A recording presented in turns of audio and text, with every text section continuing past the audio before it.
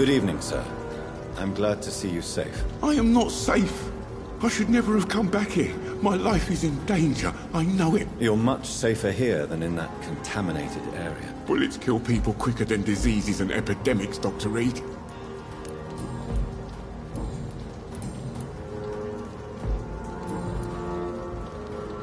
Do you have recent news of Hampton shelter? No. I try to stay away from shelters and obvious places. Who knows who may be spying and trying to spot me there? What can you tell me about this district? The East End Docks only knows one rule. Dog eat dog, and blood calls for blood. The gang will have their revenge on me one way or another. What can you tell me about the locals? Most people would say that Sean Hampton and Tom Watts are good men who try to sort things out. But for me, the real boss around there was my best friend, Jack Gillingham. Jack Gillingham, you say? Everyone round here knew Jack. He was a rock. A mountain, even. He feared nothing.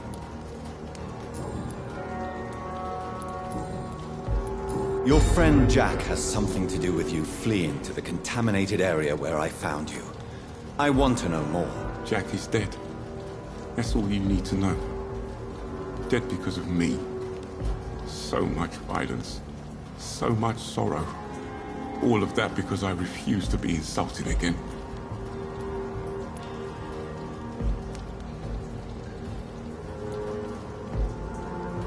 If you really believe you started all this mess, then face it.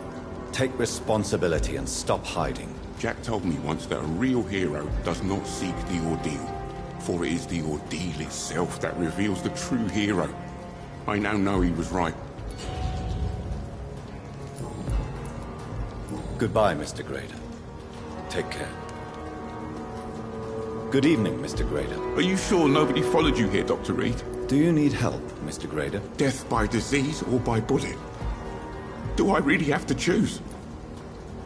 Well, I have nothing to stop the bullets, but this should make you feel better. You have a strange sense of humor, Dr. Reed. But thanks anyway. Goodbye, Mr. Grader. Take care.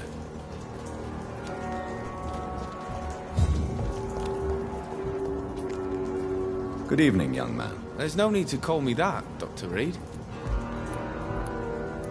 Show me what you have to offer then, Mr. Nightingale.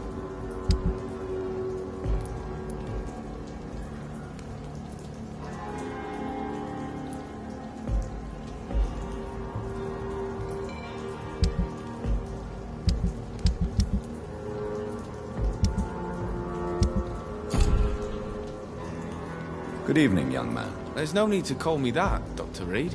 Young man, do you require medical attention? I don't like asking for help, but I don't want to be one of those poor sods dying in the streets. There's no shame in asking for help.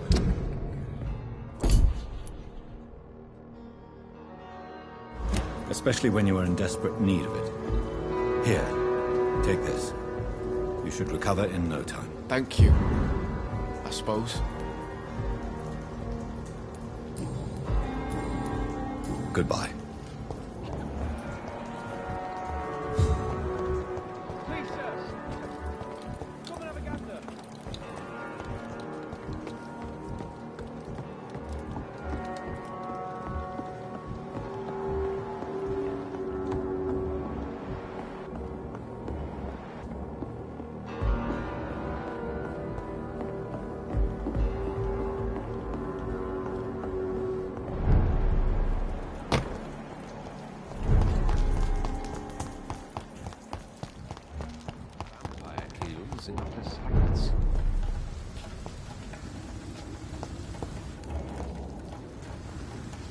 Good evening, Mr. Throgmorton. Dr. Reed, can I be of any assistance? Have you noticed anything suspicious lately?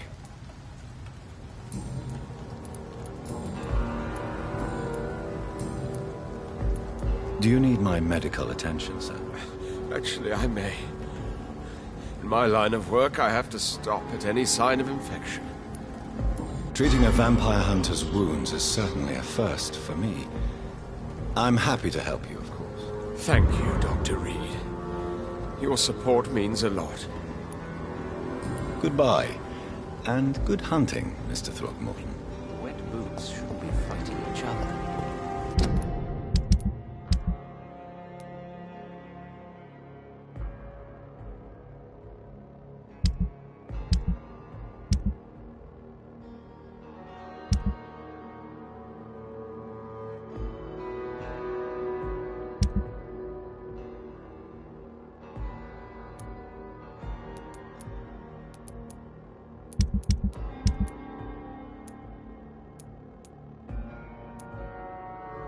They've got bigger problems elsewhere.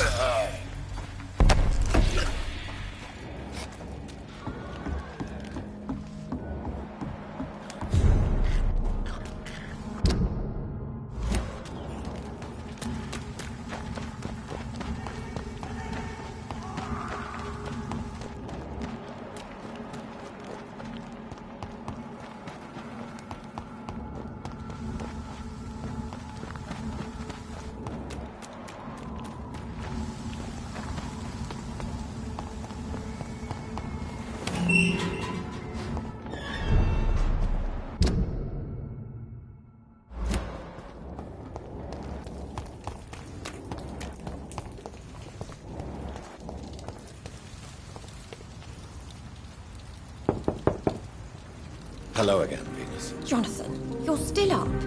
Can't you just knock at people's doors during the day? I'm sure you can spare me a few minutes. For old time's sake. Of course you may enter, Jonathan. Know that you are always welcome here. But at this hour of night...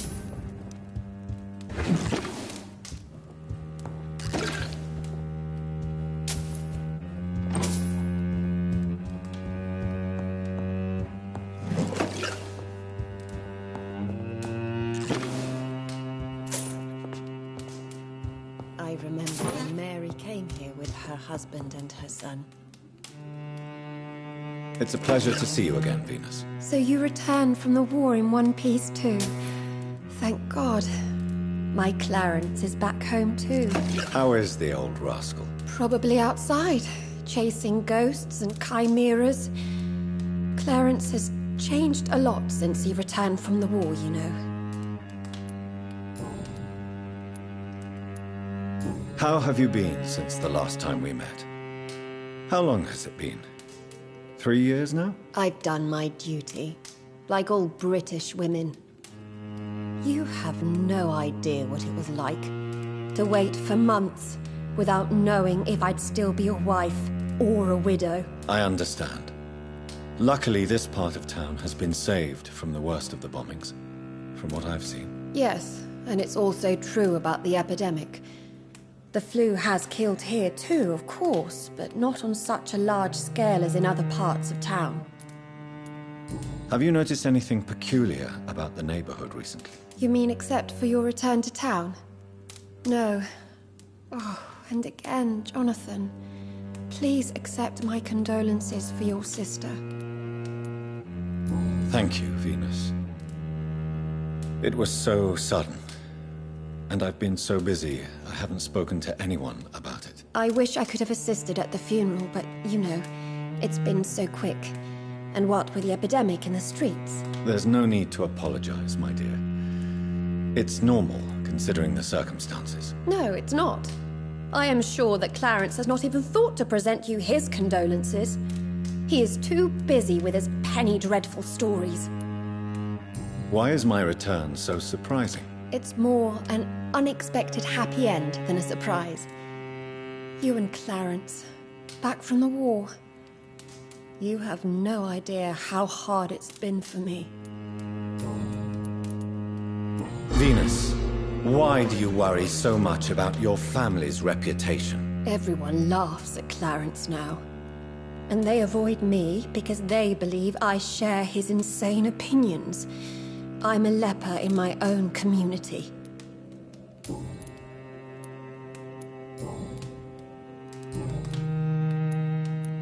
I'm investigating the source of the epidemic in this district. Have you noticed anything unusual? The McPhersons.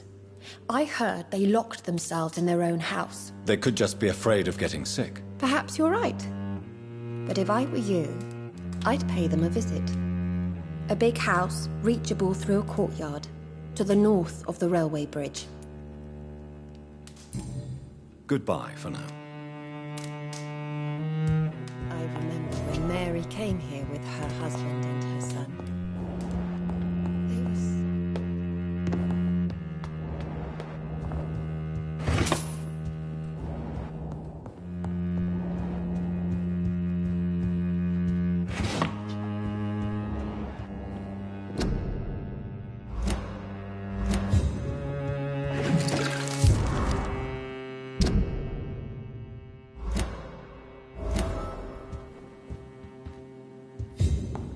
It's locked, all right.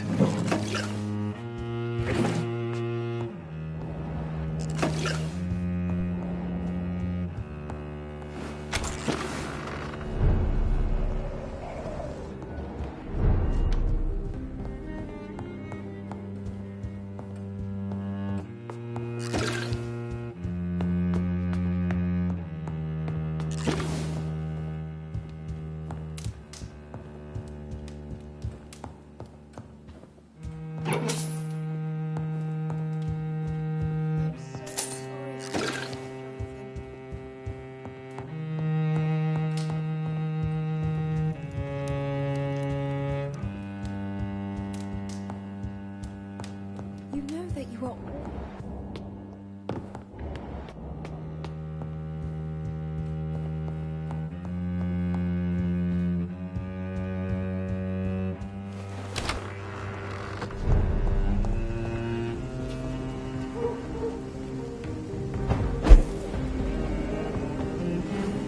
No invitation is needed to enter this building. That can't be a good sign. No sign of a struggle. It seems Charlotte's friend knew the killer. Emily wanted to become a vampire. Something must have gone wrong. Someone is responsible for this mess. But who? Blood. I should follow the trail.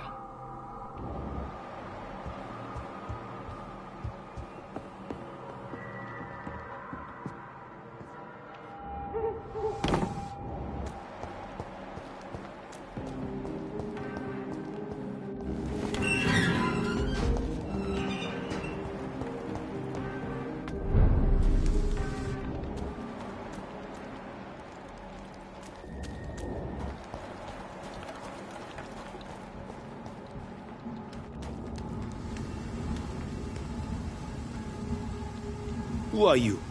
What are you doing here? I could ask you the same question. I'm the Marquis de Bois-Colombes, and I strongly invite you to find your own game, sir. I'm not here to sustain myself. I'm currently investigating the death of a young woman killed by a vampire. A young woman killed by a vampire? Oh, you're joking, right? Oh, I do love the British sense of humor. And who exactly are you? I am Jacques-Michel Guillaume Florimond de Marquis de Bois-Colombes, at your service, my dear cousin.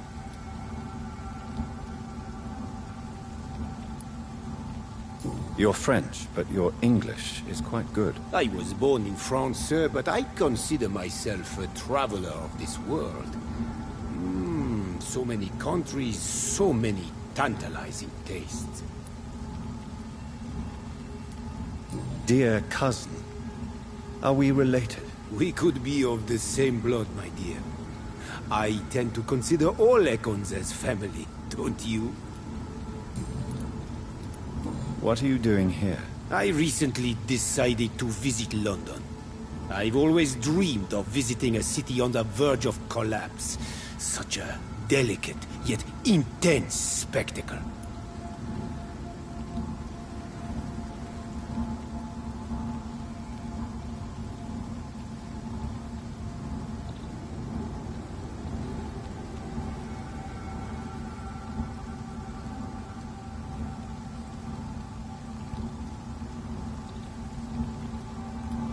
You take pleasure from others' misery. I have been a totally depraved and immoral creature since the day I was reborn, sir.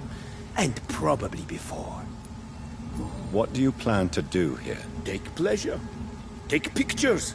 Enjoy the show. Have fun. Believe me, I won't be the only foreign immortal who bought a ticket to the fair. I followed the trail of blood from her room to here.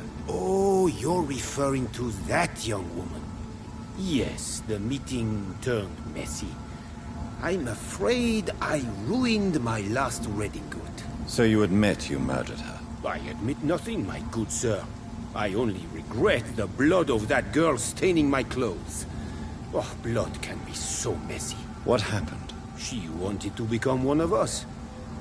Not the first time I have received such a proposal, but I must admit her direct approach tempted me.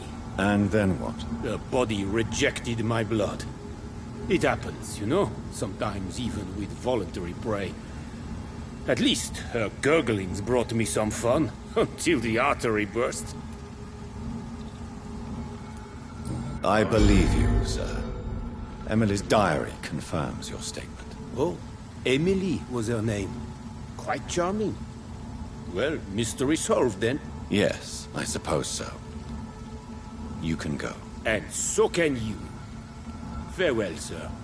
May you enjoy the spectacle of this fallen city as much as I do.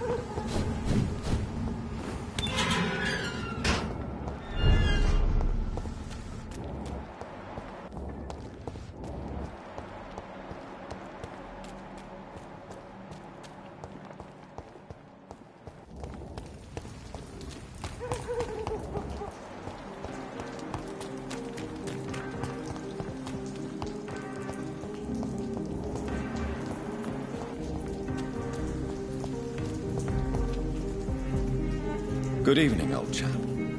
Are you all right? I won't lie to you, Johnny. I'm not a well man. I'm investigating the source of the epidemic in this district. Can you help me? Infection is everywhere these days. But if you ever go to the park near that swanky house belonging to the Mullaneys... Yes? What about the Mullaneys? What about their house? Not enough noise for a big family with children. Not enough movement. Closed doors. What is going on in there? I wonder. You need some rest, Clarence. You should try to sleep.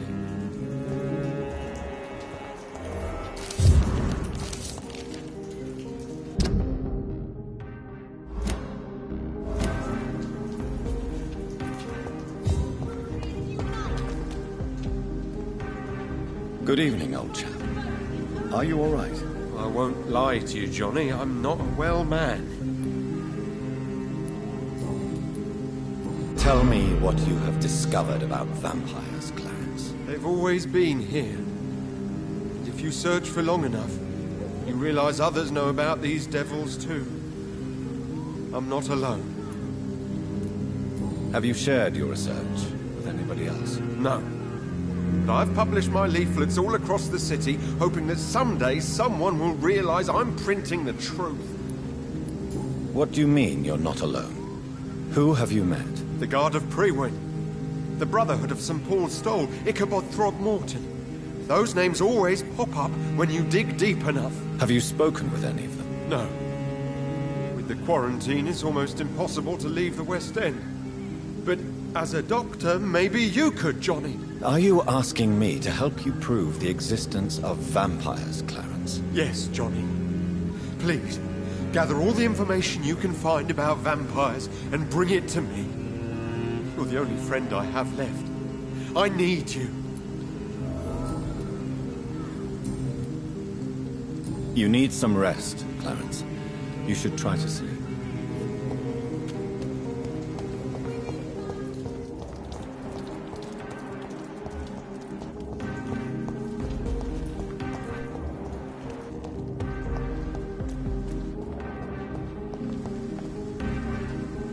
Good evening, Miss Ashbury. And good evening to you, Dr. Reed. I have found out what happened to your friend, Emily. I can handle the truth. There's no need to hide the bloody details. Your friend was planning to become a vampire. She thought she'd met an honest one and made a deal with him. Unfortunately, Emily did not survive the process. My mother told me many times about the risks of being turned. I often suspected she exaggerated the danger to avoid me being tempted. No, the risk is real. Have you any idea what a body has to endure? To become an organism entirely consumed by its need to process and recombine blood. I should never have talked to Emily about vampires. I never thought she'd actually try it without me. Thank you, sir. Here, take this for your discretion. I'm investigating the source of the epidemic in this district. Have you noticed anything unusual recently? A few days ago, I spotted a strange house while campaigning for women's suffrage. Awful smell. No answer when I knocked. Where is it? It's the Mullaneys, a nice family who live in a big house near the park in the eastern part of this neighborhood. Goodbye, Charlotte. Give my best regards to your mother when you see her. She's been quite busy these last few nights. I suspect you may see her before me.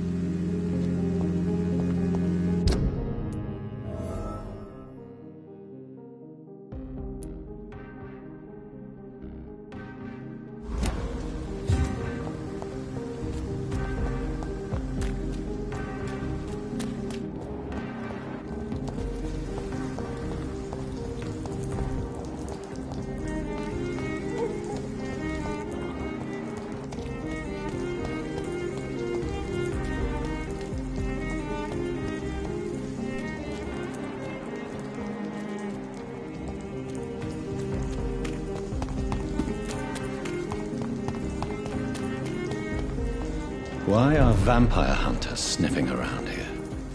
I need to find out what they're...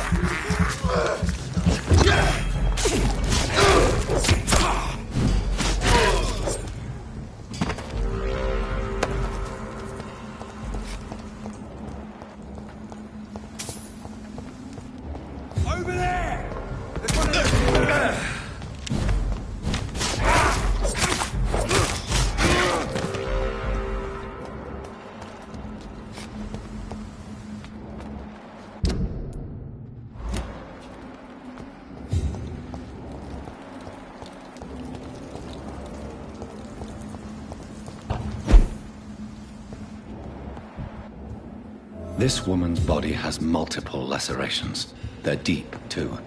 Whoever did this was driven by rage.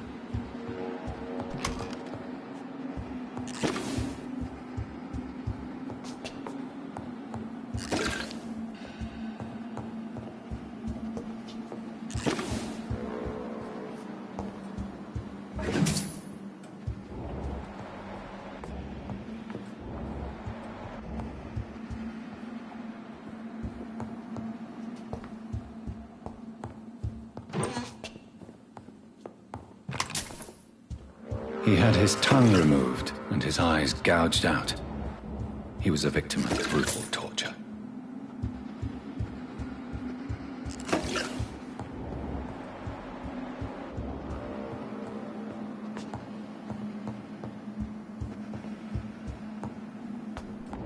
This one's neck is broken. He was young. Probably the son.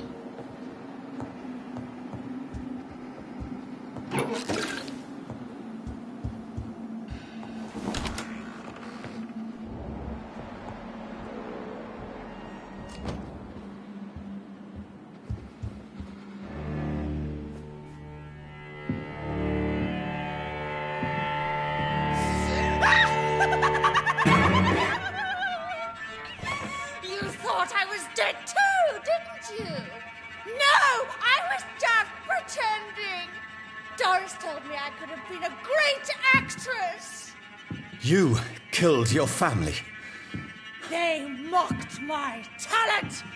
Ah!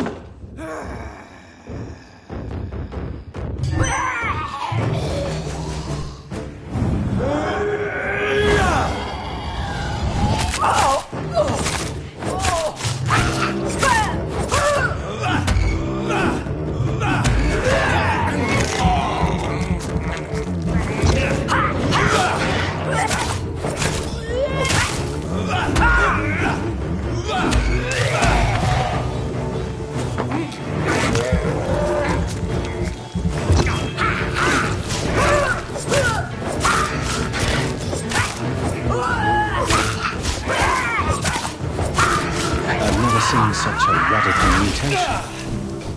Could it be a new stage in the disease's evolution?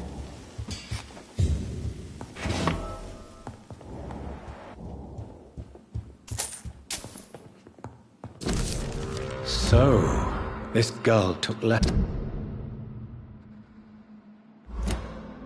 at the famous Doris Fletcher acting school.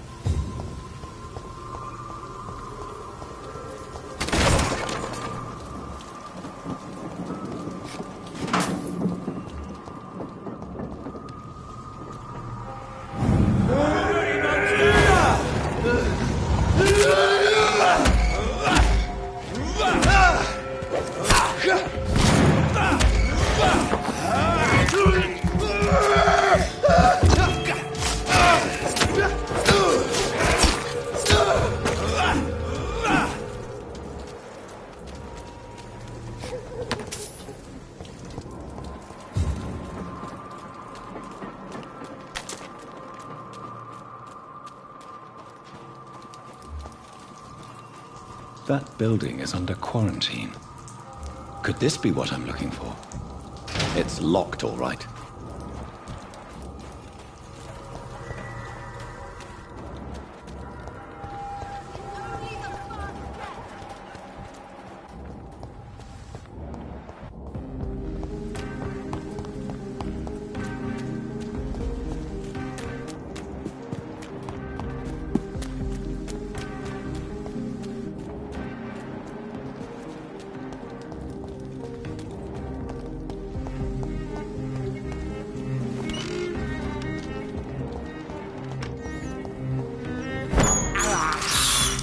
This is despicable.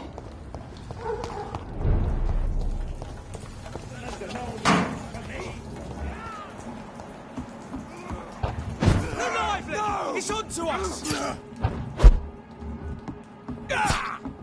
Over there! There's one of them vermin!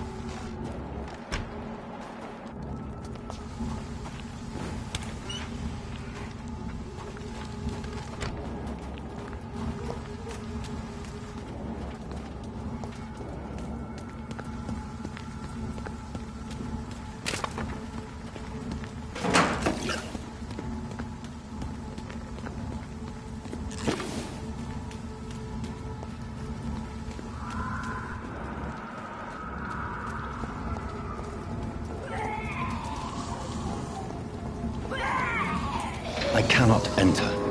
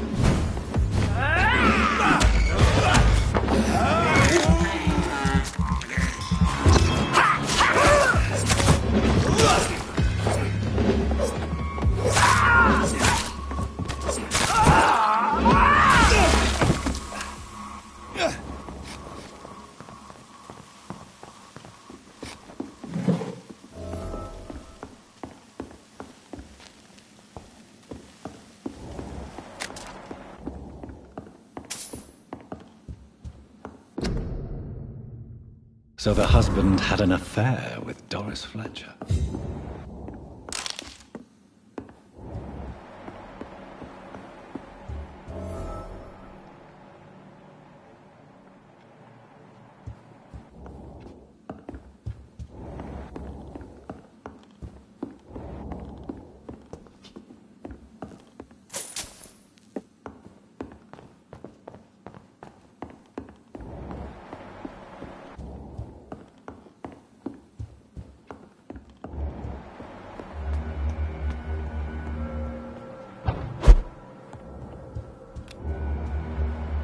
Doris Fletcher seems to be the missing link here. It can't just be a coincidence.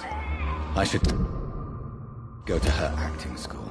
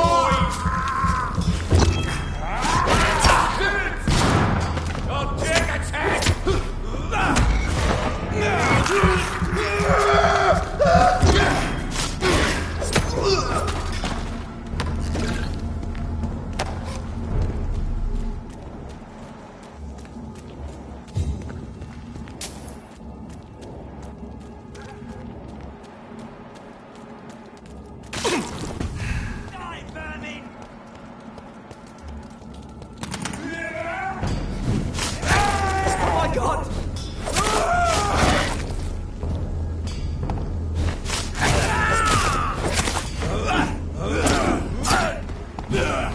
Give me your blood!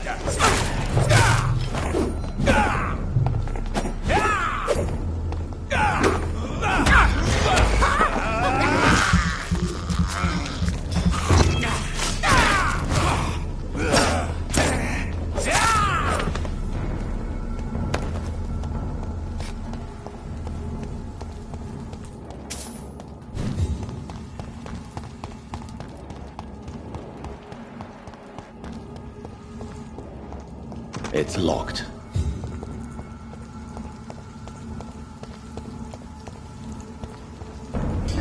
He's mine! I'll take him!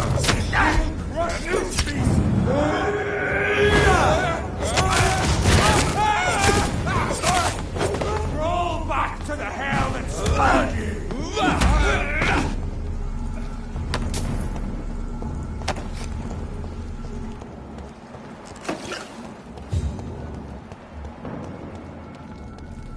Leech spotted!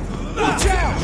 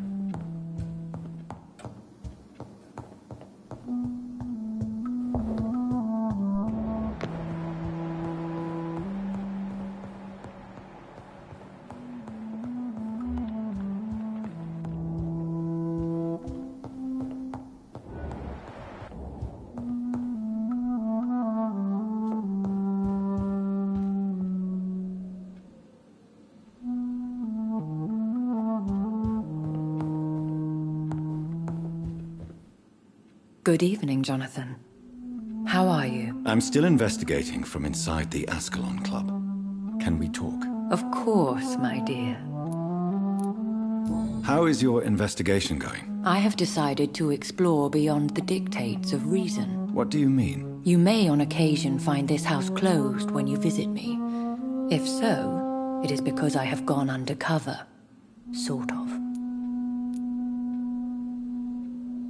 Who are you going to surveil? I hope you're not considering spying on McCullum or the Guard of Prewan. No. I intend to ask a few questions in parts of town I rarely venture into. Dirty places where a delicate lady like myself should never be seen. When will you return? As soon as possible. And I don't intend to stay away for long. I have investigated new sources of infection, and I may have found a new type of Skal. One suffering from heavy mutations that is extremely contagious. Skals come in various forms, you know. They are simply degenerate versions of their makers. I believe these families are different, and I'm currently pursuing a lead. I know I can find the true source of contagion by finding who created these creatures. That would be great news. Be very careful, my dear, when dealing with such creatures. There are many paintings adorning the walls here. Yes? Did you paint them? No, my dear. But some of them. I have had a long time to learn from the best. I'm currently working on what could be my greatest masterpiece. What is this masterpiece? Your portrait, my dear Jonathan. It will be my gift to you, if I ever have time to finish it. Have you met any famous painters? Are you trying to divine my age by cross-checking historical dates, my dear? That's a devious parlor trick. Well, Elizabeth, I tried my best. Don't I deserve some reward at least? Well, if you must know, I even posed for the greats. Now that you know it, you may recognize me when visiting museums. Goodbye, my dearest. Goodbye, my beloved.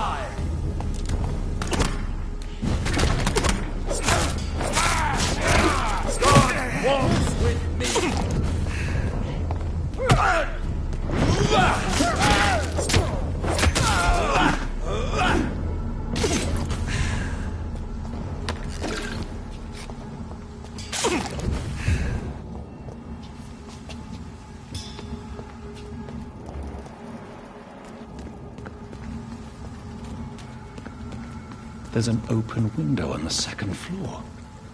I should be able to get in through that.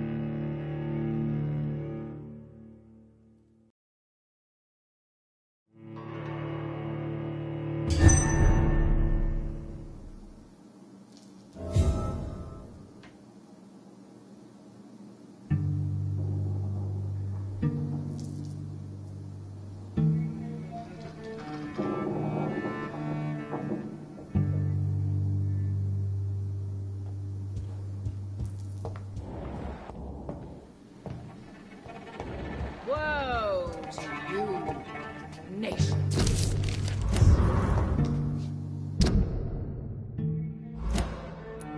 For in front of you stands the full queen. You can but lower your head, fit only to smirk at her soiled feet.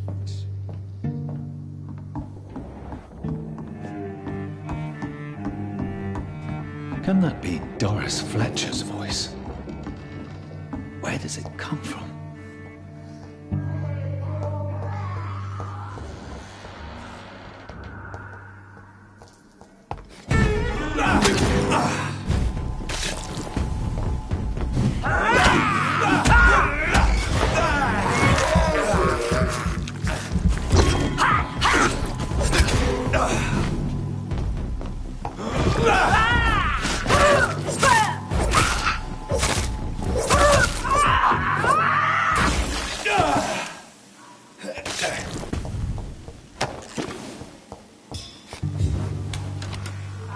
Kindness and beauty. For now she hides in shadow, ugly as sin. But when you burn and die, she will rise and be queen again.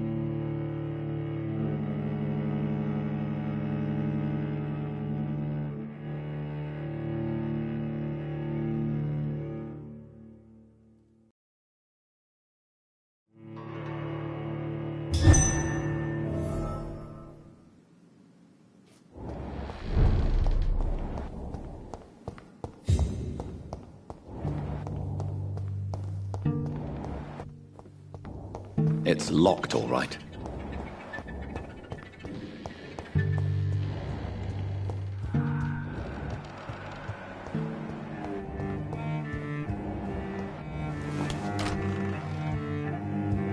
For in front of you stands the tall queen.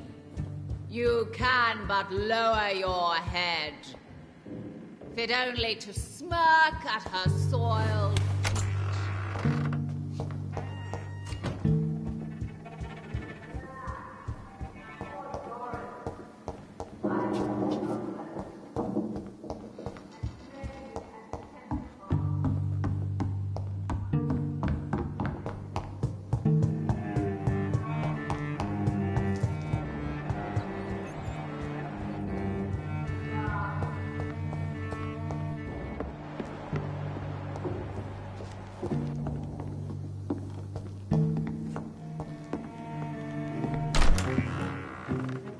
Who are you? You who dared enter my realm.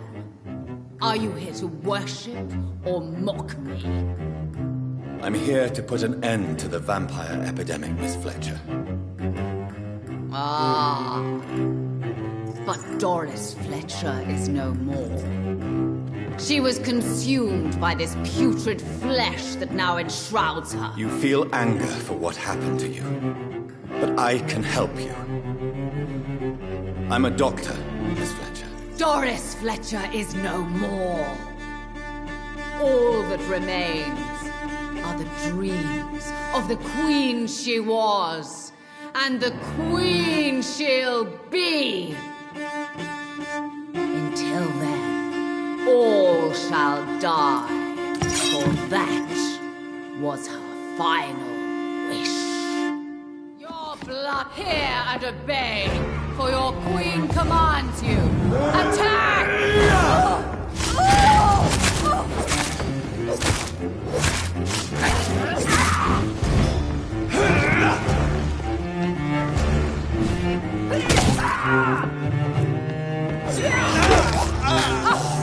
I smell your fear.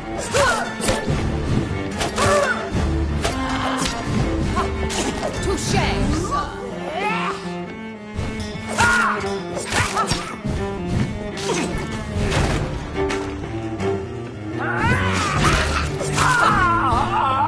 Woe unto thee, son of Babylon! On guard!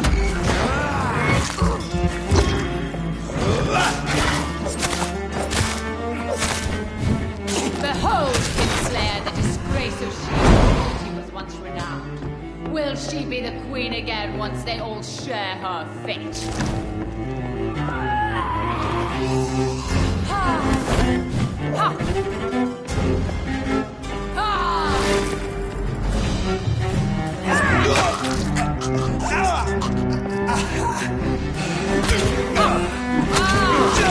My blade shall pierce your villainous heart, dark prince.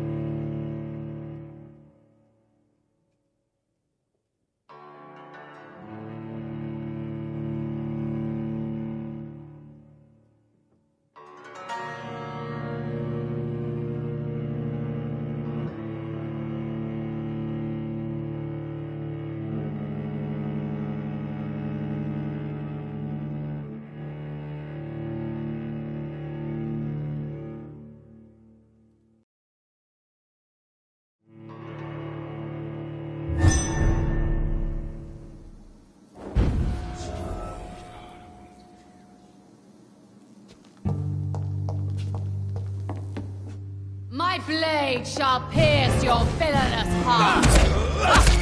On guard.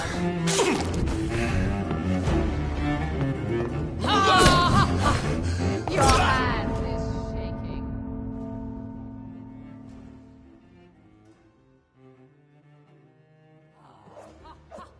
Touché, sir.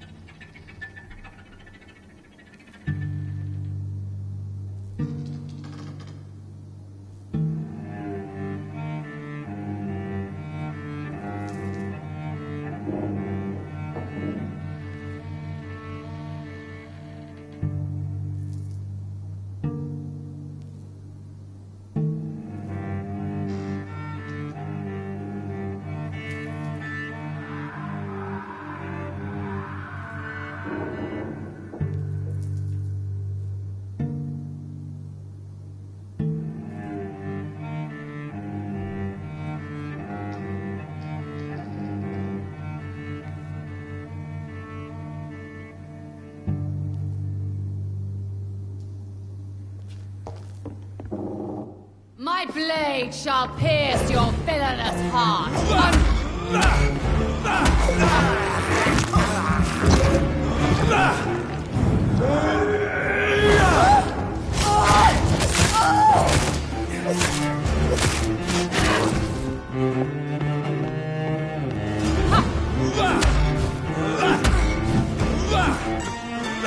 Behold, Kinslayer, the disgrace of Sheep's beauty will touch renowned. Will she be the queen again once they all share her fate?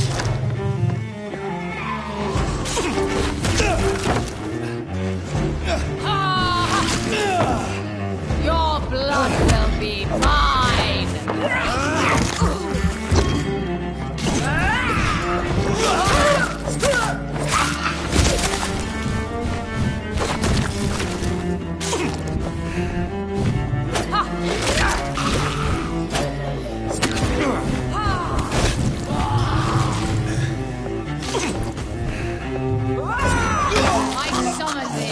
My children of the night.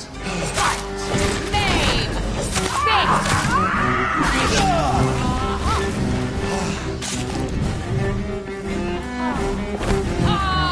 You killed my father!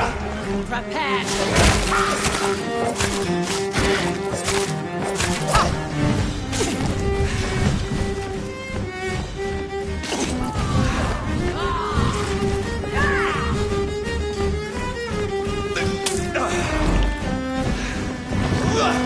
my children, my beloved.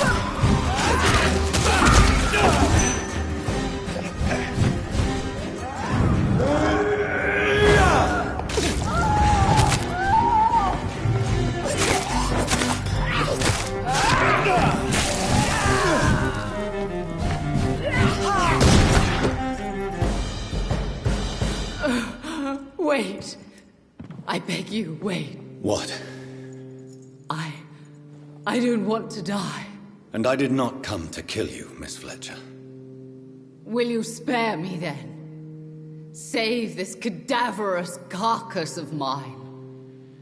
Does your heart beat a little faster now? You fancy me then, Doctor? No, Miss Fletcher. My dead heart will beat for only one. Ah! Is she pretty? Is she sweet and tender? To me, yes. Ah! I hate her already. I know.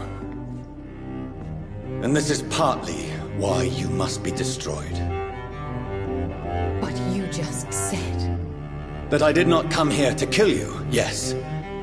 But I realize now the threat you embody must be stopped.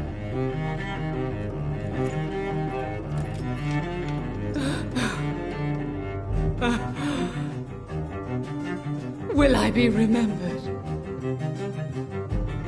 Will you? You were Doris Fletcher, the greatest actress of her generation. No one can take that from you. Thank you. And farewell. Ah! Ah! Ah!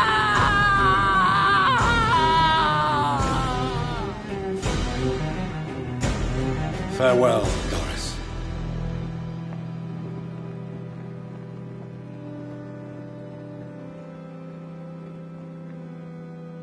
Bravo! So dramatic. I love it. McCullum! How strange I seem to find you whenever I'm inquiring about that Skal infestation. I mean you no harm. I'm not here for you. But once I've put all the pieces of the puzzle together, I'm sure we'll have a little chat, you and me. Stay away from me, McCullum. You and all your war dogs. That I can't guarantee, Dr. Reed. But I'll let you go. For now. I should probably leave the theater right now.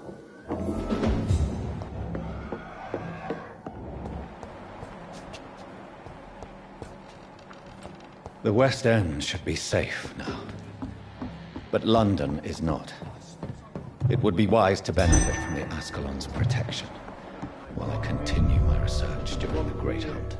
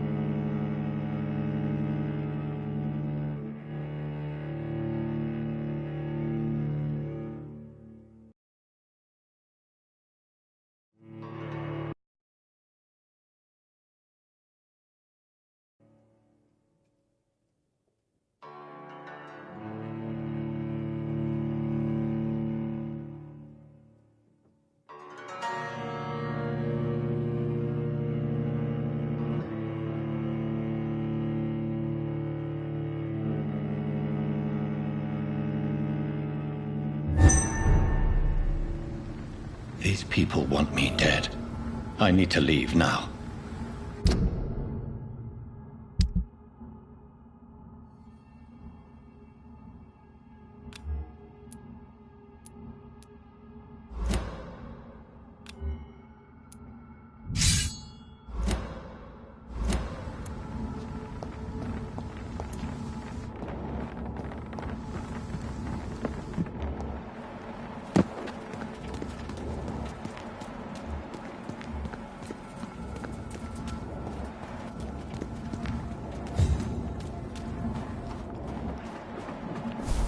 So Doris just needed to be close to her audience to infect them. Contagion through skin. Very disturbing.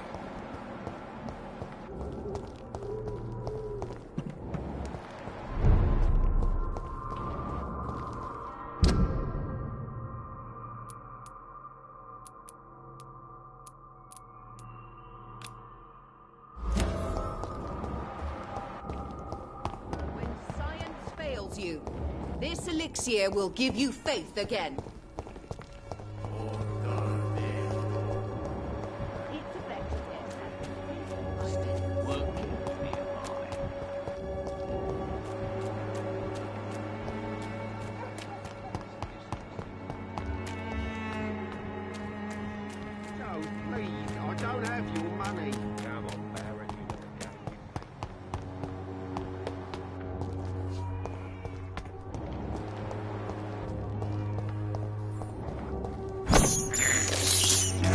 can't believe I'm doing this.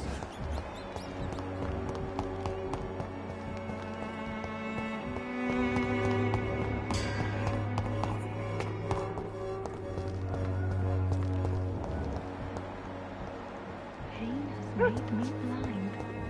There are so many people who could use my help here.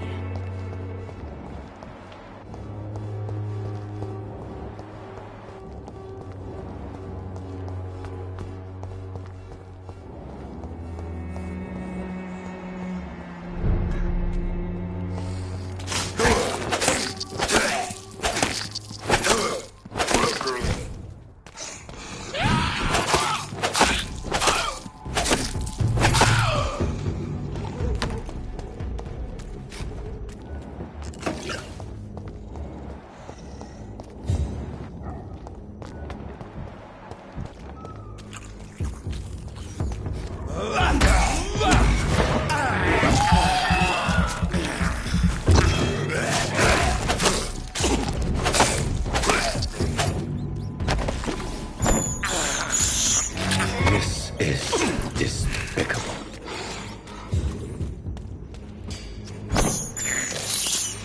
I have this thirst for blood. I can't believe I'm doing this.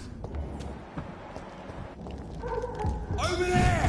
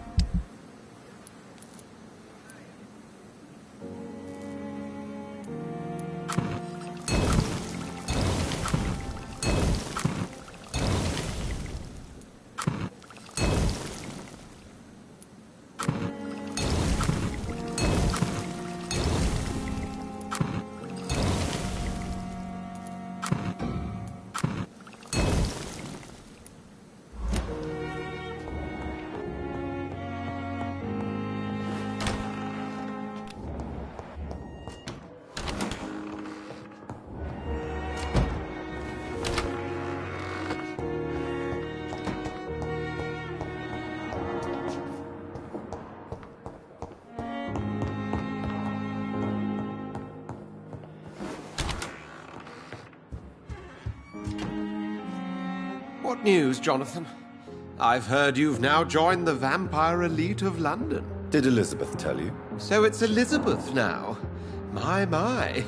Things are moving quickly. I turn my back for a moment and away you go. Have you seen Lady Ashbury recently? Yes, she popped in yesterday. Told me about your new friends in the West End. Just a courtesy visit, then? Yes. And no. She was en route to the docks, I think, following a lead concerning your maker. How's the situation at the Pembroke? We're still holding out. Question is, for how long? What we really need is hope, Jonathan. Hope for a better tomorrow. I may have found the source of the contagion. Doris Fletcher, the actress. Thankfully, in the end, she was destroyed by fire. Really? Oh, please, do tell me more.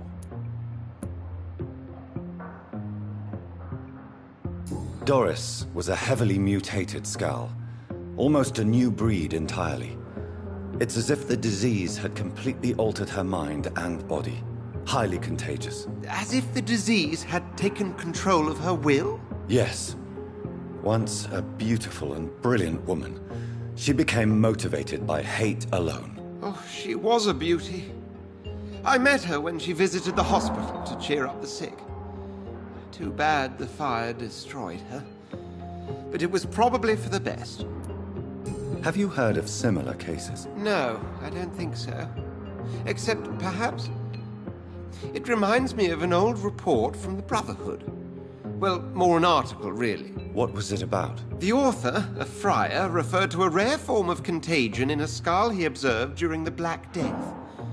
The carrier was always female. They called them Icors. I'll come back later. Thank you, Edgar. Always a pleasure to see you, my friend.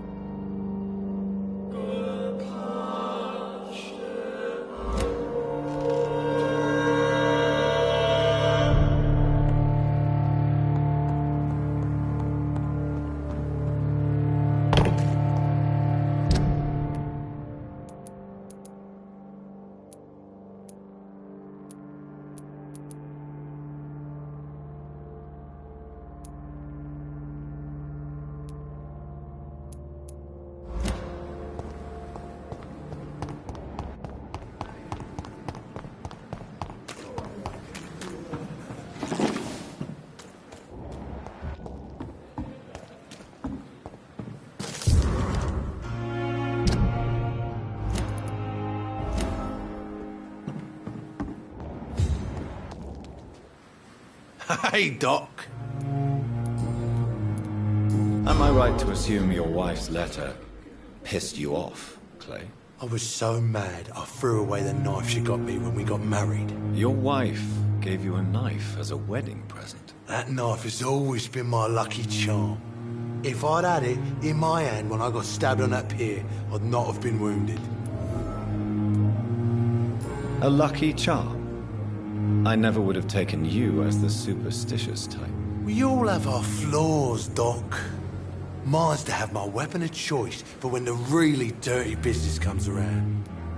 Do you want it back? I don't need it here, but if you'd be kind enough to bring it to me, I'd be really grateful. A grateful Clay Cox? I might just find your knife and bring it back to you to see that happen. I can give you directions, but I'd be surprised if you managed to find it. My hideout isn't meant to be found easily. What can you tell me about your marriage, Clay? Marriage is the sweetest cage, they say. Well, I found myself locked in one with a wild animal. You mean your wife keeps you on your toes? No, I mean, we both have claws and we both love to bite. I'll leave you for now, Mr. Cox.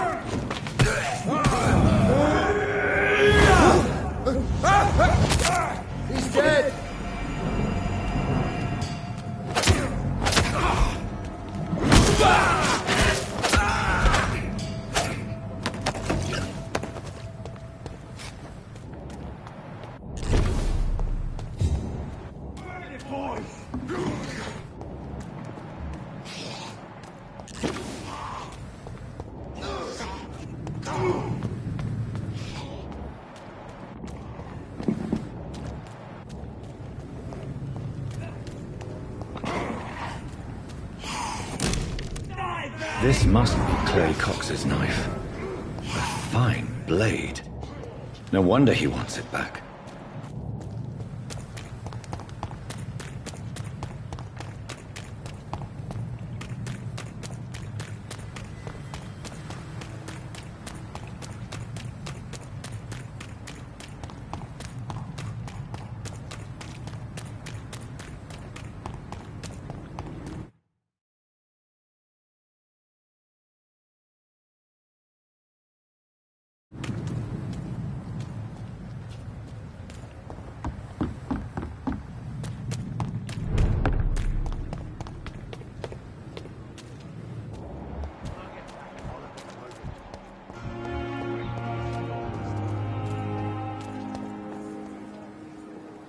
Hey, Doc. I have found a gift from your wife. In that case, you'll be properly rewarded, Doc. Clay Cox is a man of his word. I hope that won't make me an accomplice to your future crimes. Who knows what I might do now I feel invincible again. I'll leave you for now, Mr. Cox. Jesus. I've never seen so many people lying at the same time.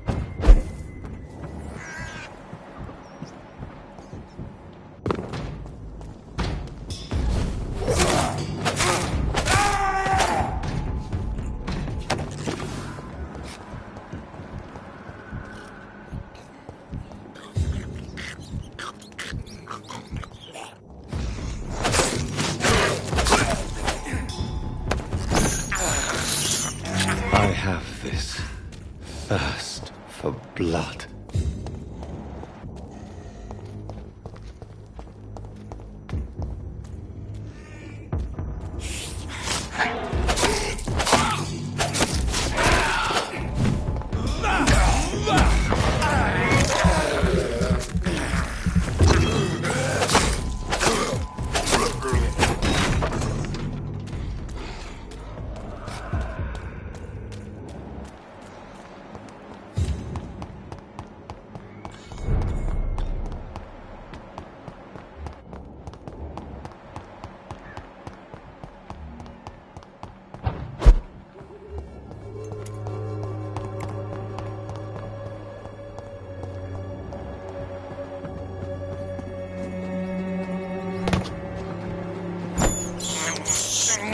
This is despicable.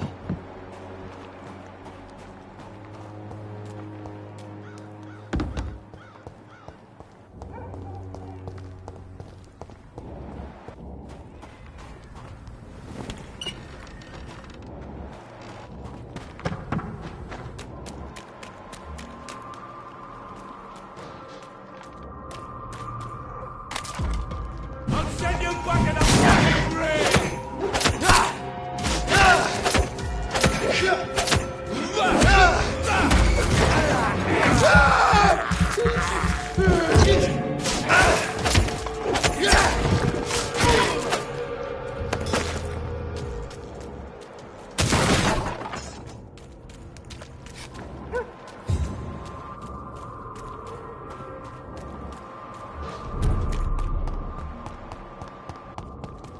Women's right to vote is only the first step.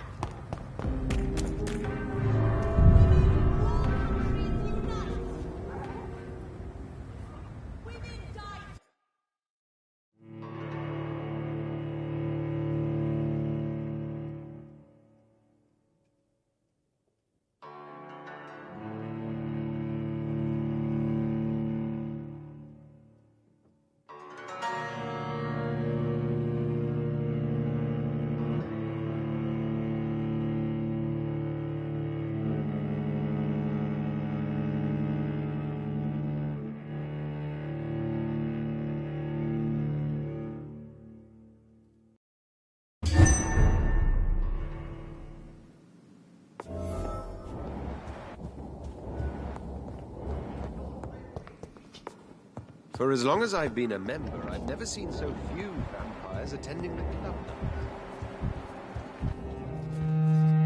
Elizabeth, what are you doing here? I've been formally asked to witness your triumph, my dear. After all, isn't it the natural role of a woman to support her man in victory? But it's you who insisted I join the Ascalon. Please forgive my giddiness. I'm just overcome by the thrill of finally being allowed within these hallowed halls. You certainly have an inquisitive mind. It's quite something. Elizabeth Ashbury, only you can make me smile in these difficult times. And the same to you, Jonathan Reed. Now go have your little chat with the chairman. I can see he's practically bursting to hear your report. Lord Redgrave can play with the brave all he wants, but I will be put outside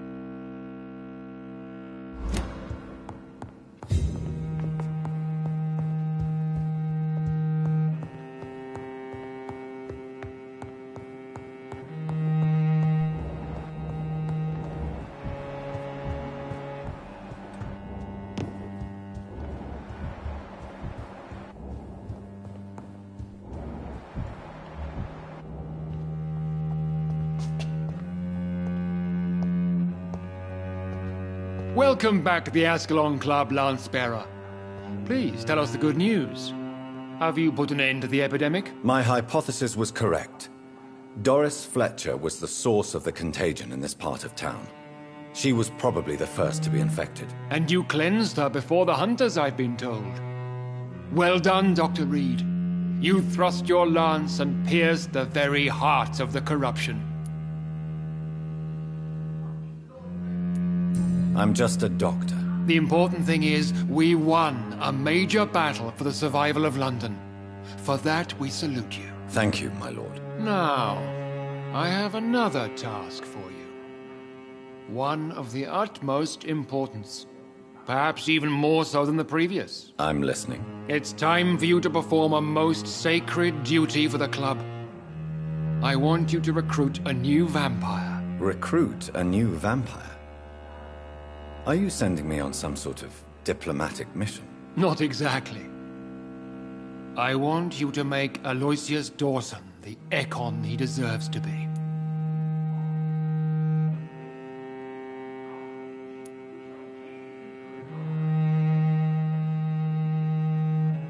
I'm sorry, but I can't. Are you questioning my orders? No. It's just...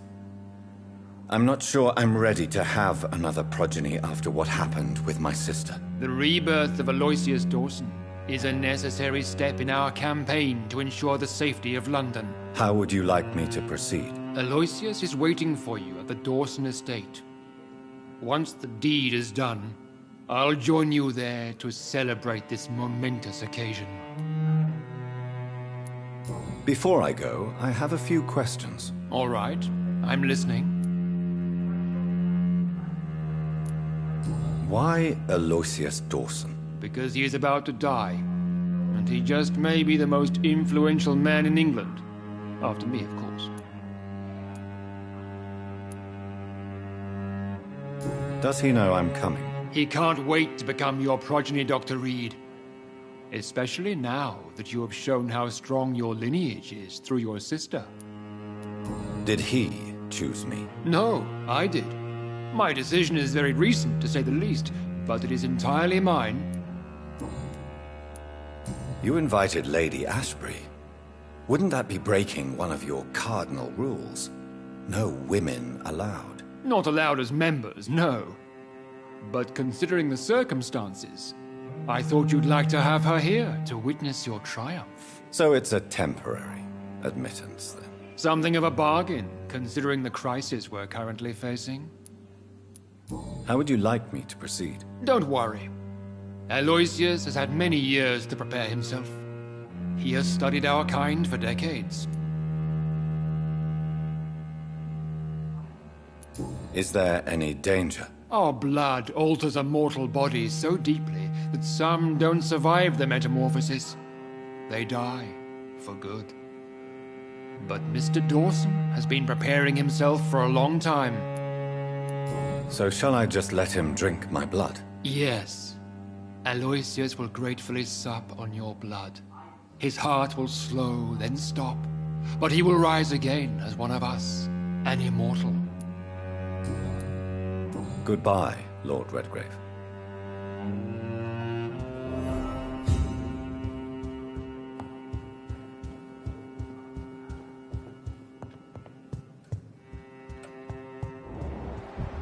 Are you all right, Jonathan? Lord Redgrave has just ordered me to turn Aloysius Dawson. To make him my progeny. I see. And how do you feel about this?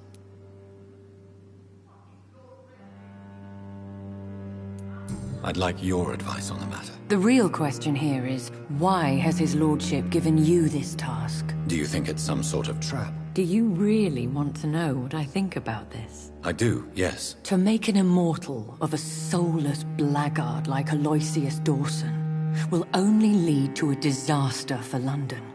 The man is already dead inside. Should I refuse? Perhaps politely suggest that Lord Redgrave turn the man into a vampire himself. Don't you dare, my dear. According to what I've recently discovered, his lordship could kill you for even broaching the subject. Really? Why? I've recently found proof that the Earl of Bristol is of lesser lineage and only capable of creating skulls. Please tell me more about your recent investigation. As long as you lower your voice. What would you have me do about Dawson? The man is dangerous. Did you know he plans to build a wall to separate the healthy rich from the sickly poor? Do not make him your progeny. What would you do? The man's dying already. Let the Reaper harvest the rotten fruit that is his soul. What would happen if I made Dawson an Ekon like myself? You would add a powerful immortal into a suffering world. An immortal who already craves authority. Maybe I could teach him control, like you taught me. Lead him down the right path. Mr. Dawson spent his life searching for a way to cheat death.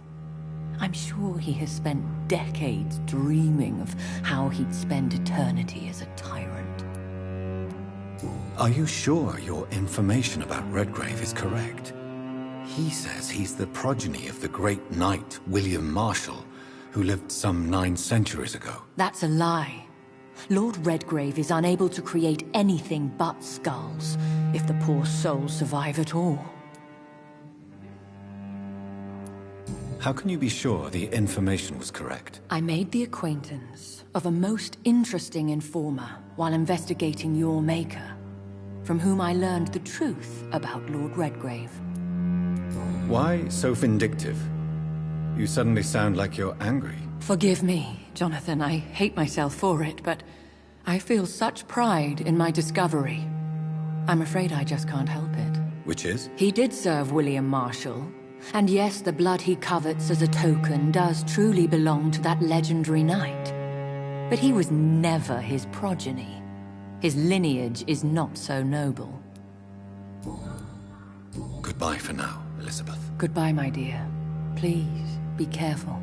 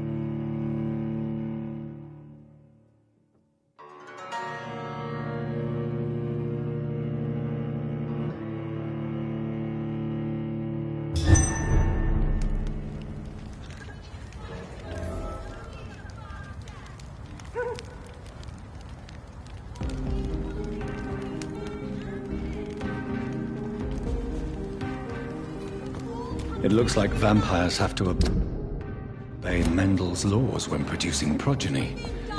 Powers pass from one generation to another.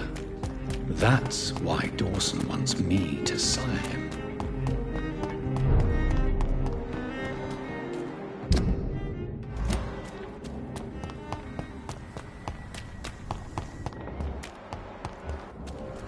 Last one ain't human!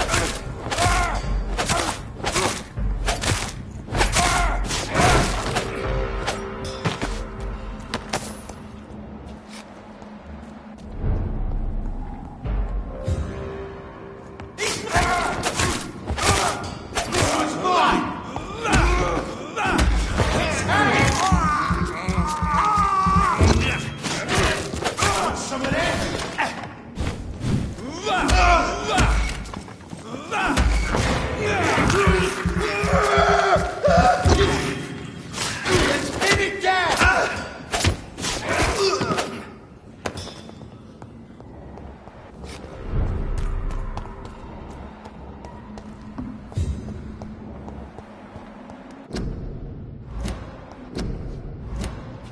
I cannot enter.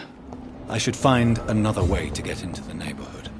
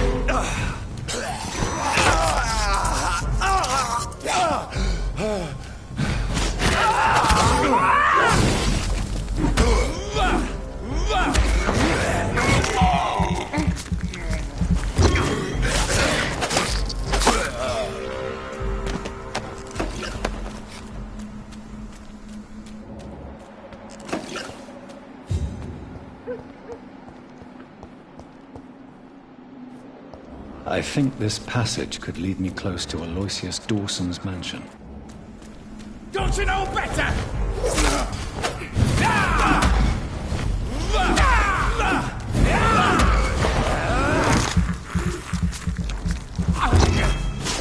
Gotcha!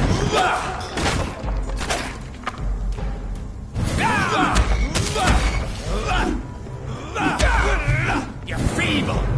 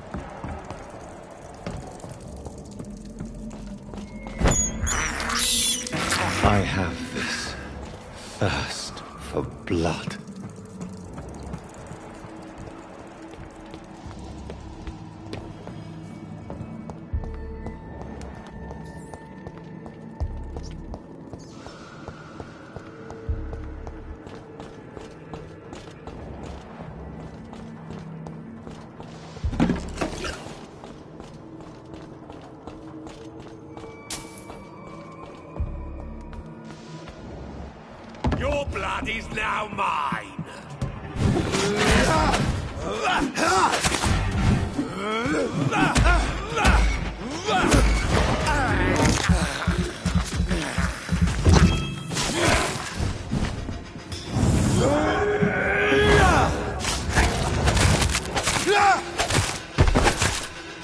Die, newborn!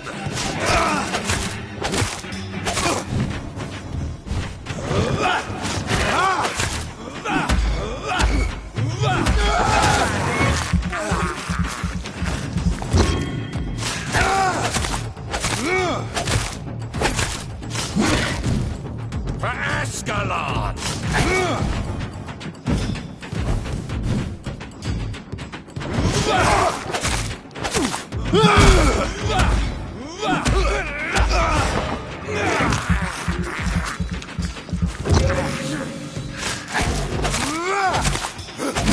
Give me...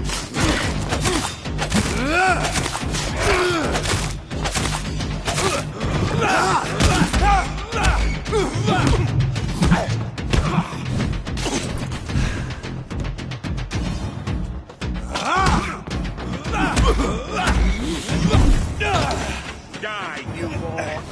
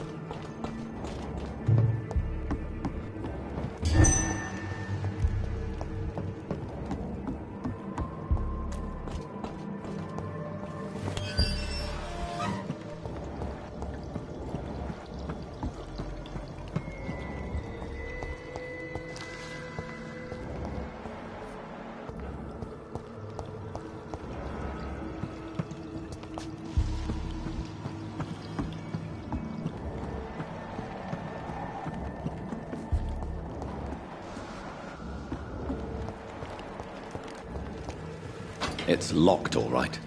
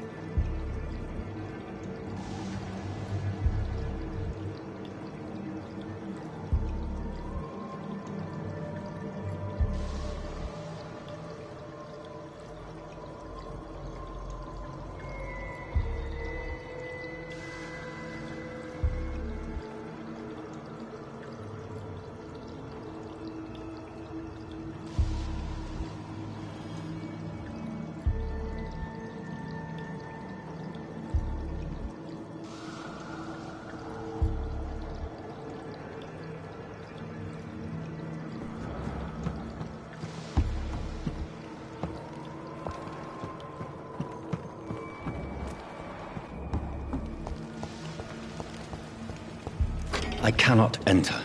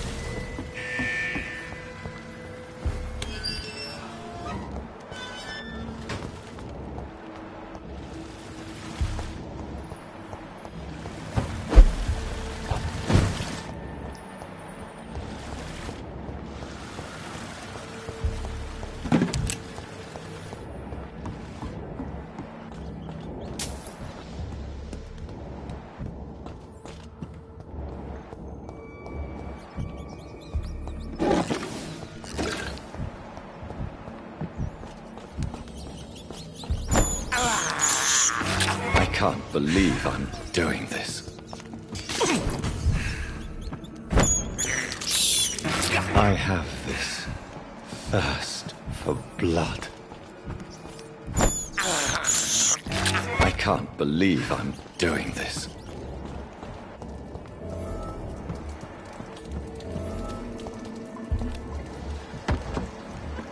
Your prey is mine now! Let me go, you bastard!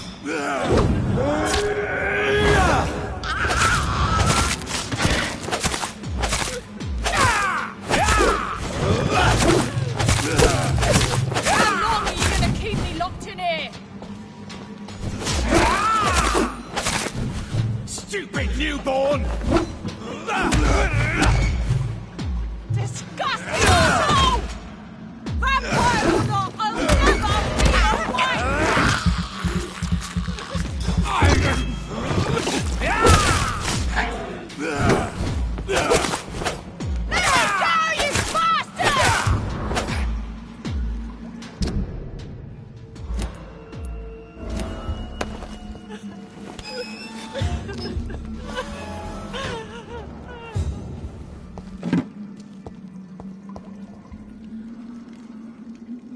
Are you all right, miss? Who are you? What do you want from me? My name is Jonathan Reed. I'm a doctor. What happened to you? Why are you here? I'm Louise Teasdale. I was kidnapped a few weeks ago by a vampire. Don't laugh, please, sir. It's no joke. I believe you, Miss Teasdale. That monster told me my father was dead. That no one was waiting for me outside. You're safe now. You don't have to worry about the vampire. You should just return home. Thank you, sir. I hope we'll meet again soon. Because I'd really like you to teach me how to get rid of these creatures. Goodbye, Miss Teasdale. And be careful. Until we meet again.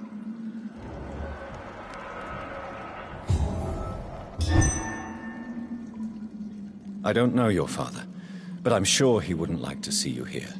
It's not a safe place, miss. My father was a great man who taught his daughter not to surrender without a fight. If he's dead, I hope he gave his killer a hard time. Goodbye, Miss Teasdale. And be careful. Until we meet again.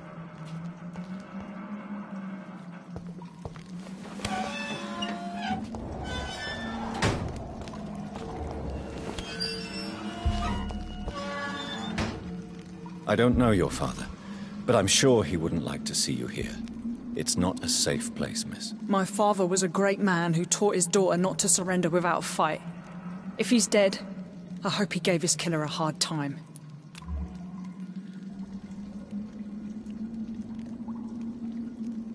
Goodbye, Miss Teasdale. And be careful. Until we meet again.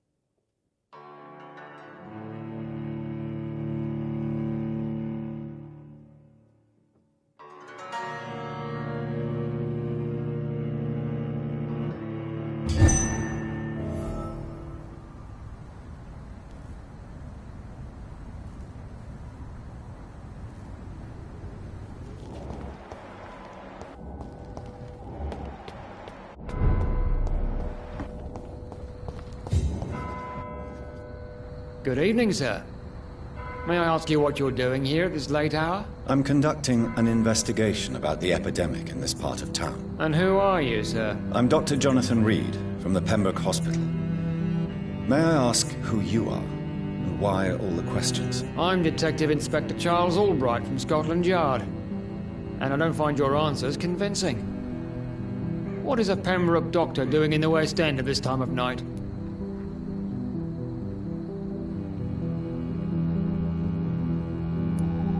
I'm here on my own, sir. I have no official appointment, other than my desire to save lives. Then we have the same objective, sir. The difference is, to catch my suspects, I use a magnifying glass and handcuffs instead of a microscope.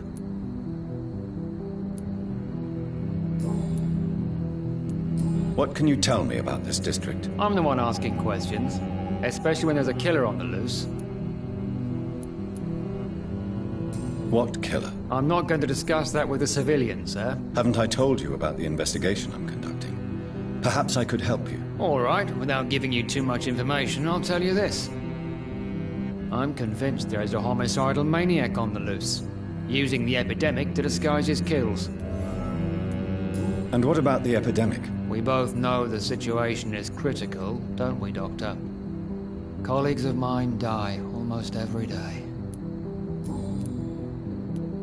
What are you really doing here? I told you.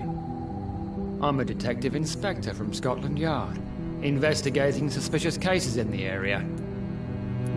Do you work alone? Yes. The situation is difficult for the police. Many of us are sick, and since the summer strike, most men apply a work to rule on their patrols.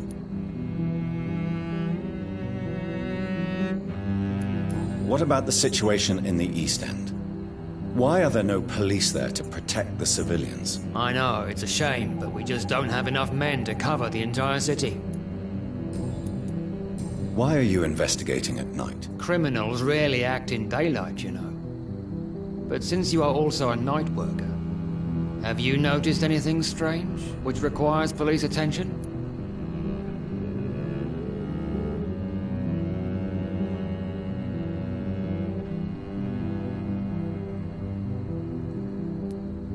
No, I've noticed nothing odd. All right. But keep your eyes open, though.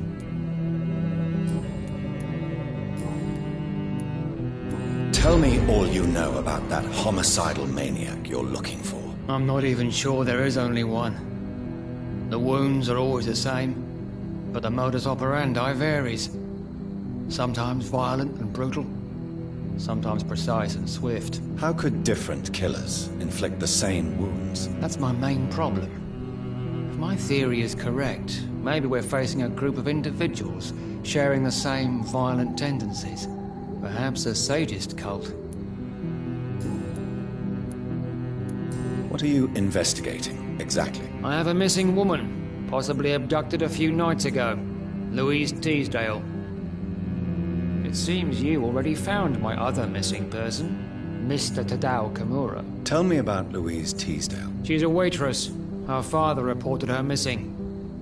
We don't have enough men to search for her, sadly. Do you have any idea where she could be? No. But I feel she's been abducted. She went to a pub a few nights ago and vanished.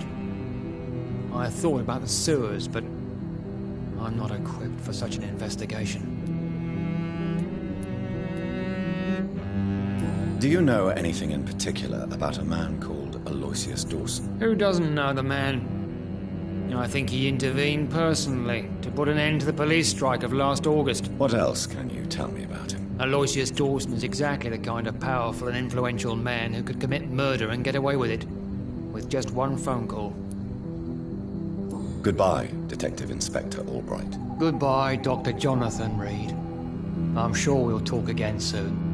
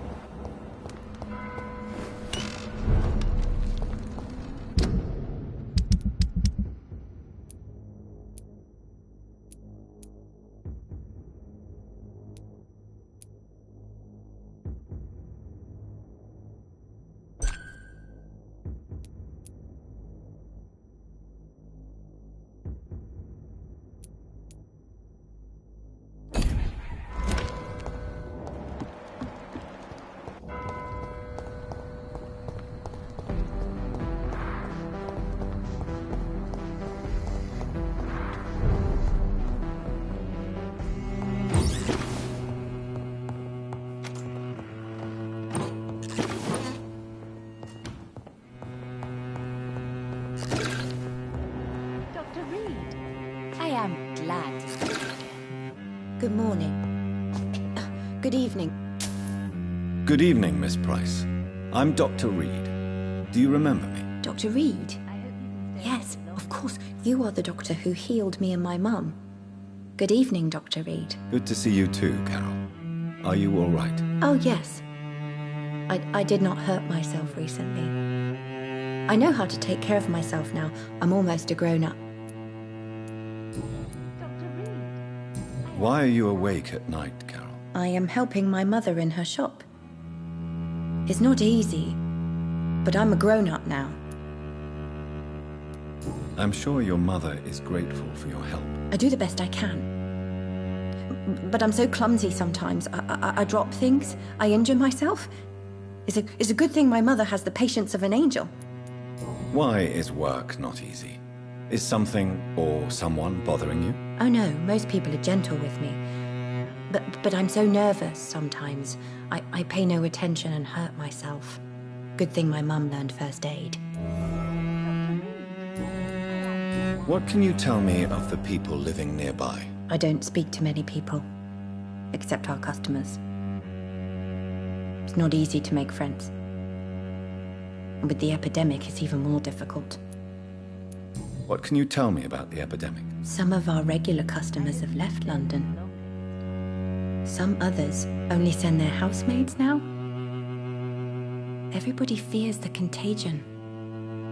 I've even seen men with weapons. Have you no friends at all? No. Mr. Nithercote used to pass by and was always nice to me. Does he not come by anymore? No. Mum said he was weird. Always reciting poetry about a girl he'd met in Whitechapel. I wonder who this camellia may be. Have you ever met the famous Aloysius Dawson? Yes. A very strange man. Not very nice. What do you mean? He said he was ready to pay good money for rare books, and then laughed at what we showed him. Goodbye, Carol.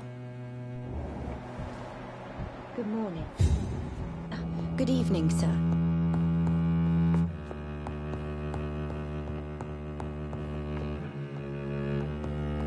Dr. Reed, I am glad to see you again. Good evening, Miss Price. How are you tonight? Dr. Reed, I didn't know you had returned from the war. I had a new doctor when you left, but he's not as kind as you. Always glad to see a former patient in good condition. It's been a long time. Too long indeed.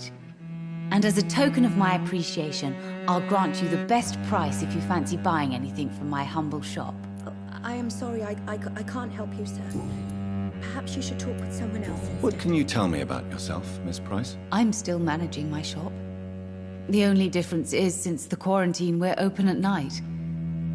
You, on the contrary, seem to have changed a lot. Really? Have I changed that much?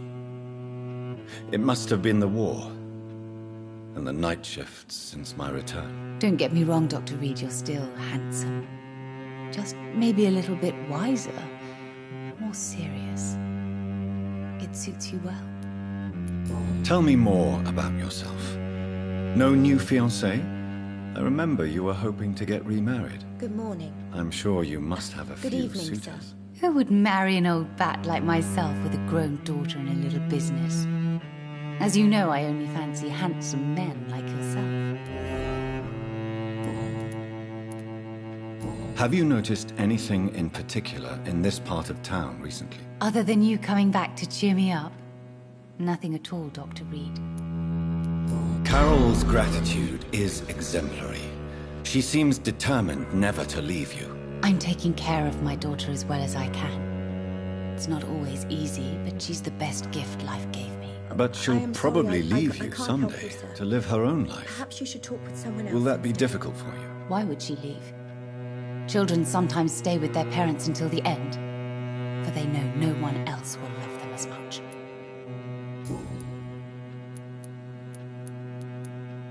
Do you know Aloysius Dawson? Everybody knows him.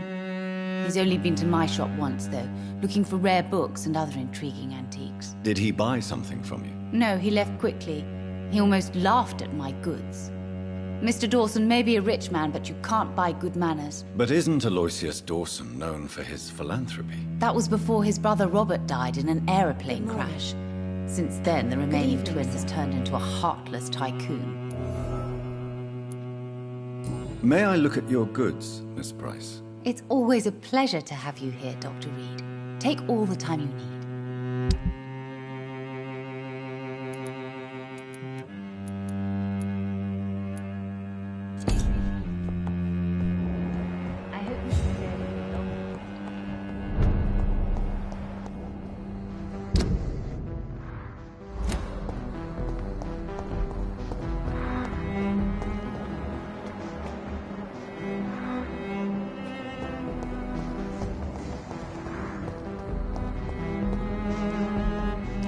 Good evening, sir.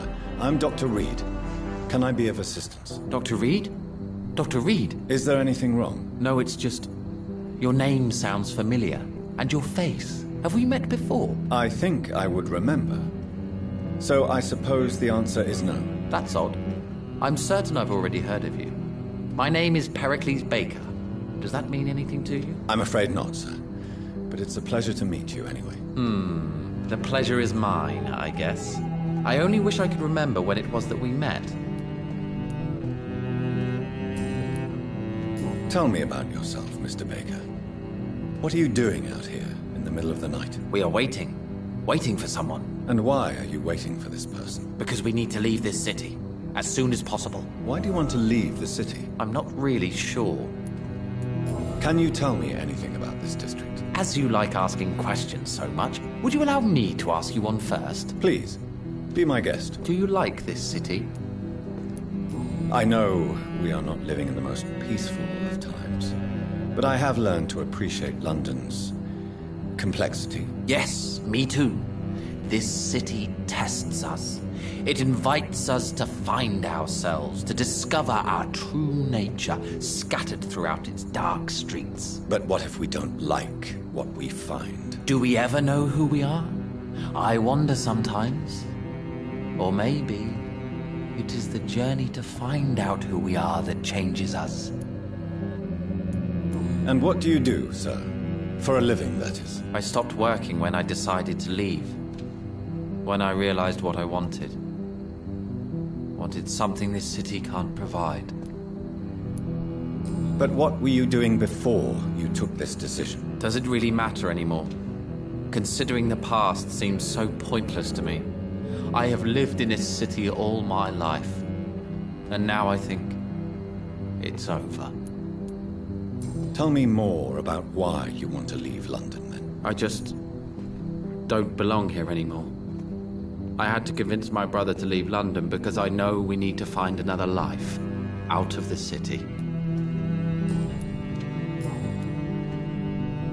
Do you need my medical attention, sir? No, I just need something that's not this. What can you tell me about Aloysius Dawson? I've heard this is a man who has searched for his place in the world for a long time. I hope he found it. Goodbye, Mr. Baker. Good evening, sir. I'm Dr. Jonathan Reed. Do you need my help? Yes, please. Would you be kind enough to tell me what the time is? That's all you need to know. Well, is it not important to know? As important as where you are? Or who you are? I suppose you're right. And who are you then, sir? I am Agamemnon Baker. Like my brother, I think we need to leave this city immediately. And my brother and I rarely agree on anything. May I ask what you're doing outside at this hour of night? I don't know. You should ask my brother instead. It was his idea in the first place. You must have your own ideas. From what I have managed to understand, I guess we're supposed to wait here. Waiting for someone to come. What can you tell me about this part of town? It's the only place I've considered myself happy. Or at least that's what I believe. Unfortunately, it's time to leave. Why is that? Because I'm not feeling happy here anymore. Are you? I still enjoy living in London, no matter how difficult it can be sometimes. Then I am sincerely happy for you. True happiness in life seems to be the most difficult goal to reach these days. May I ask why you've not gone already, if you're so exasperated by this long wait? I believe fear is holding us back. My brother would have said it's laziness, but it's just because he's prouder than I am. What can you tell me about your brother? He's older than me, I think. But the important thing is that I really hope I'll die before him. Grief would just kill me, you know? Is that all? Pericles is very attached to this city, and without my insistence, he would never leave this place. We don't often agree on anything, you see.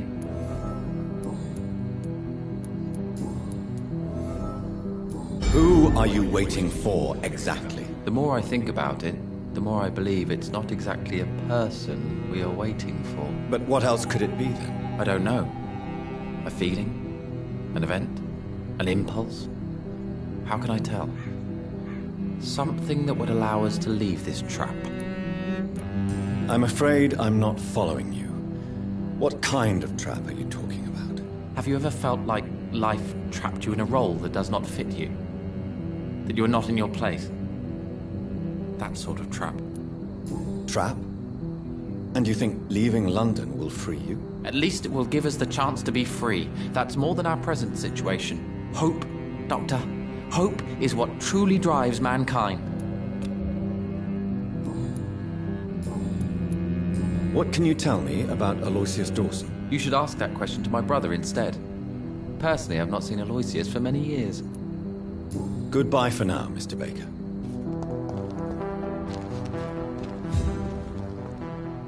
Good evening, Mr. Baker. Why do I always have feelings of déjà vu when I talk to you? Who are you waiting for?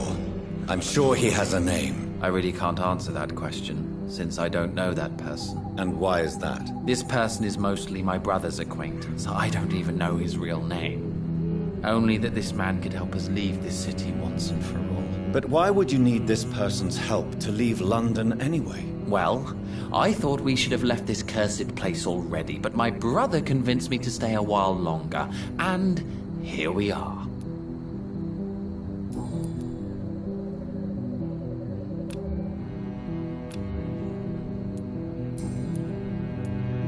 Pericles, tell me why your brother disagrees with your presence here. Agamemnon is naive sometimes. Although don't consider him a fool, sir. He is often more lucid than me.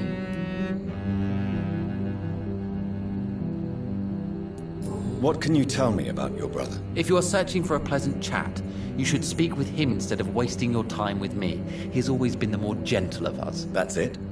That's all you can tell me about him? For the time being, true kindness is the most valuable quality, my good sir.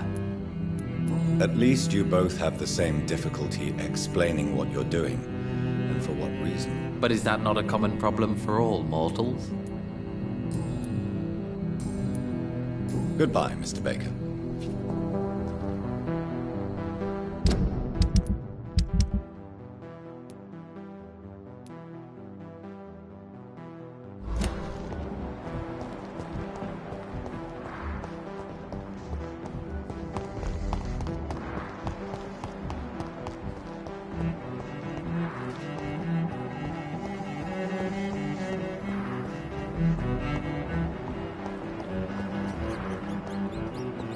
It's locked.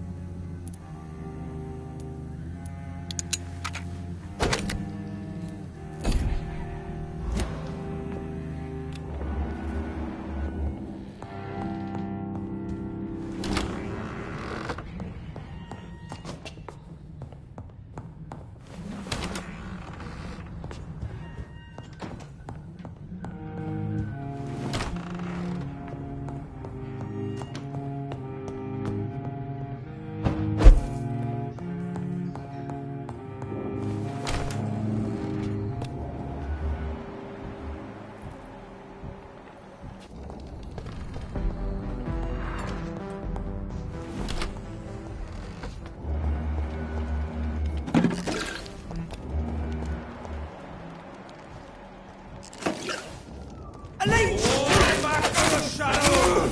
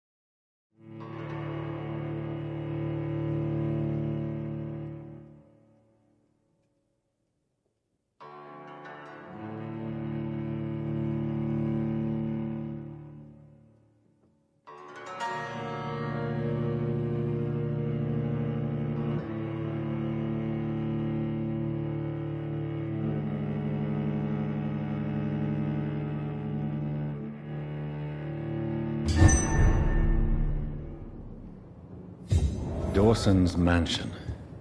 Here I am at last. But the question remains, am I ready to make a dying man my progeny?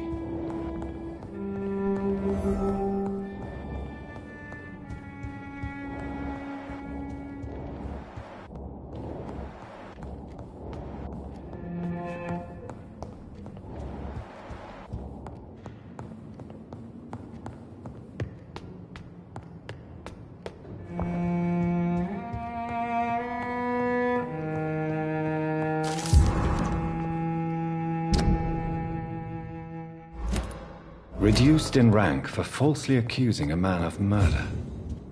I wonder what Inspector Albright thinks about his punishment.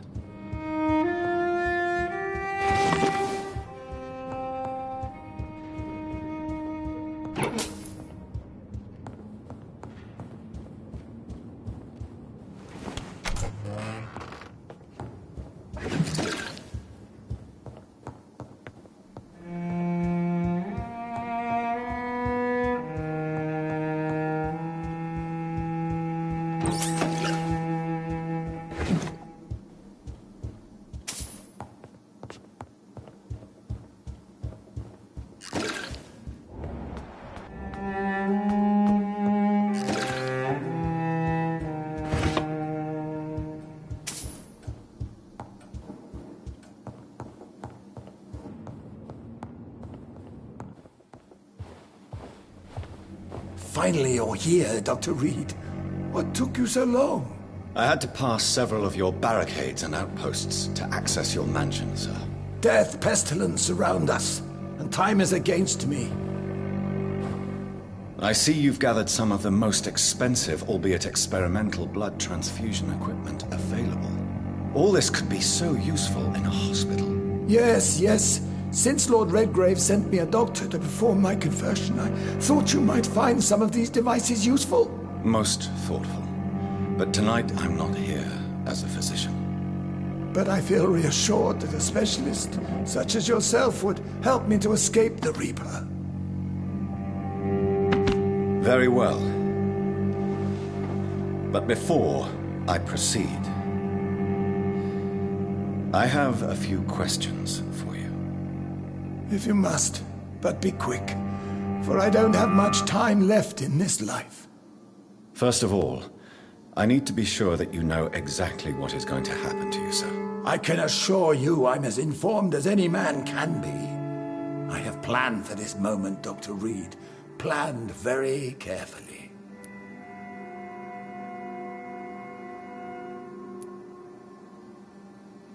Sir, I'm going to end your life.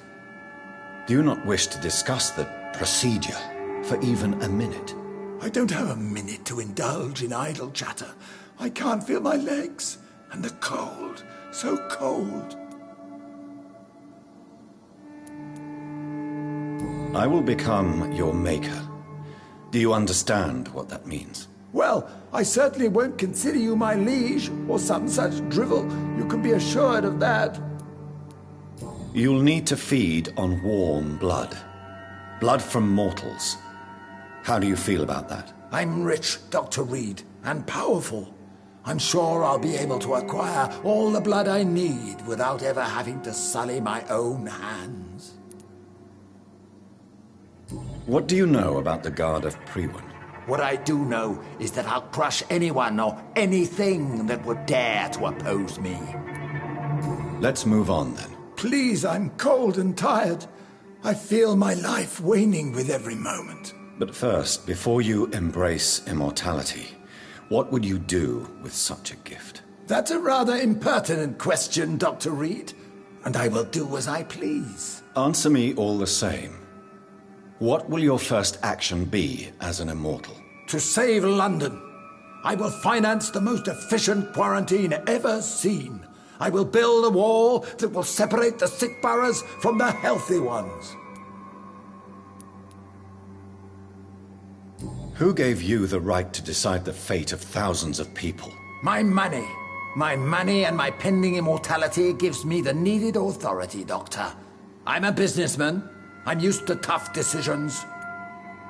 You really plan to build a quarantine wall across London? Yes, it will be tall and strong, separating the wheat from the chaff.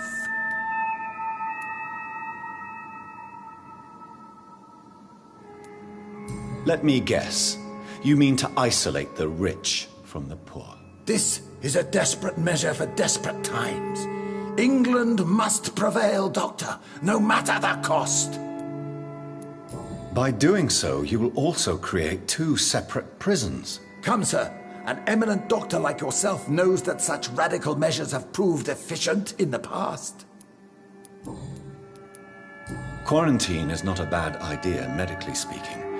But I'm convinced this epidemic will not be contained by mere walls. As long as the right people are on the right side of the wall, that's all that matters.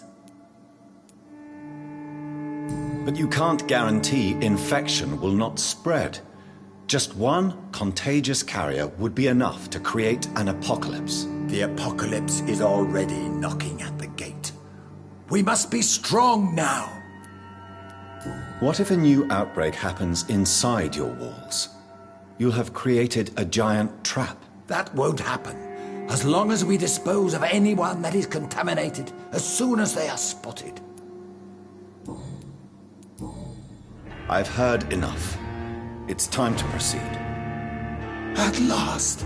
All right, do what you have to do. If it hurts, so be it. I've been preparing such a long time for this.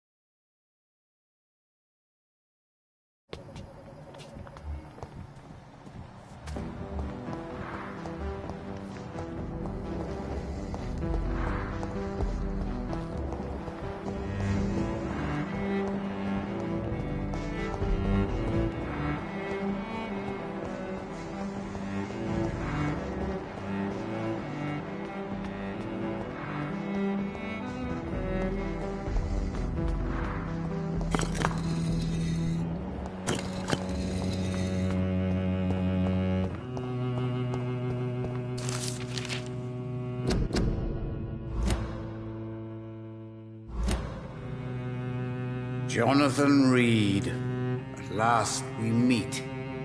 The cards warned me you would visit tonight. I beg your pardon, sir. Do I know you? Of course you do. Our mutual friend, Dr. Swansea, can't speak highly enough of you. My name is Usher. Usher Talltree. You are the leader of the Brotherhood, are you not? Primate of the Brotherhood of St. Paul's Stole, to be precise. I'm really glad we met tonight. I love it when the cards tell me a truth. The cards told you to expect me? Yes, they can tell me everything. They told me that you have not taken another life since your poor sister died.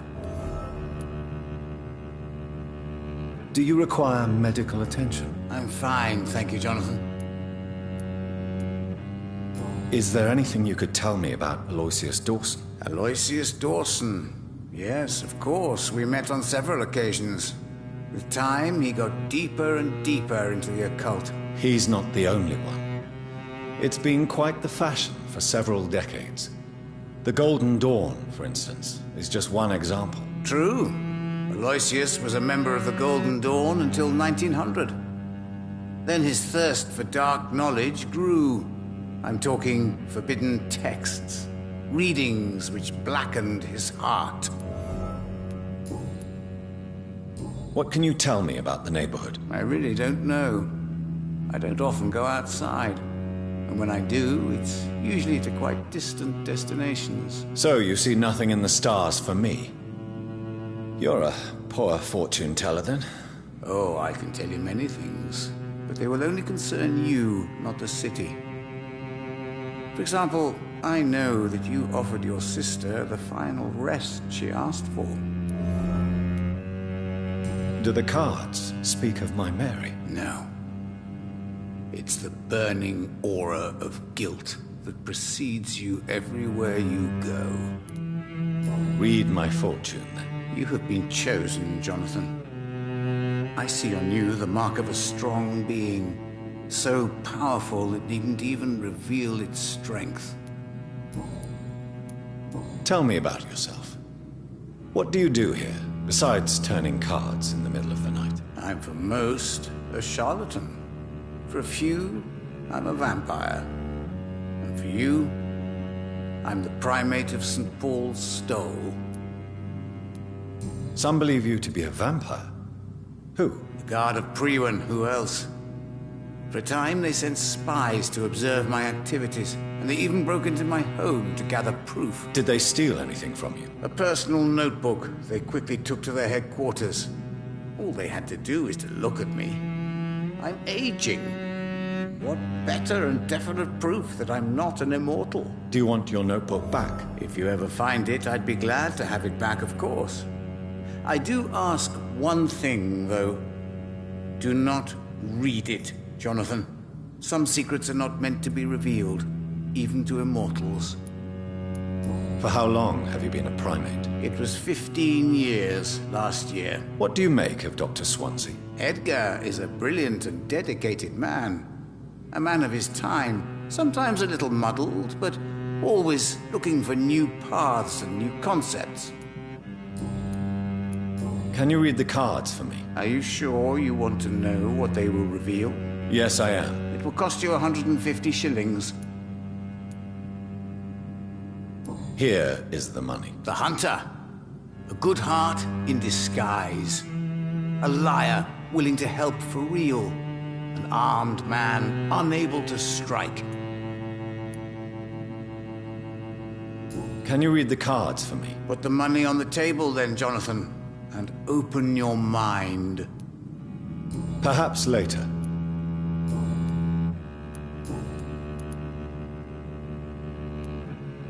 How do you measure the amount of blood on my hands? I told you. The cards always tell the truth. Well, most of the time. Is it possible to tell me my future? A vampire's fate is much more delicate to read, Doctor. But I can try. I would rather not know. How did you learn about Mary? And spare me the hocus-pocus parlor tricks. The truth, now! Swansea told me. Don't look at me like that. His task is to observe and gather information about vampires. He had to tell me about Mary.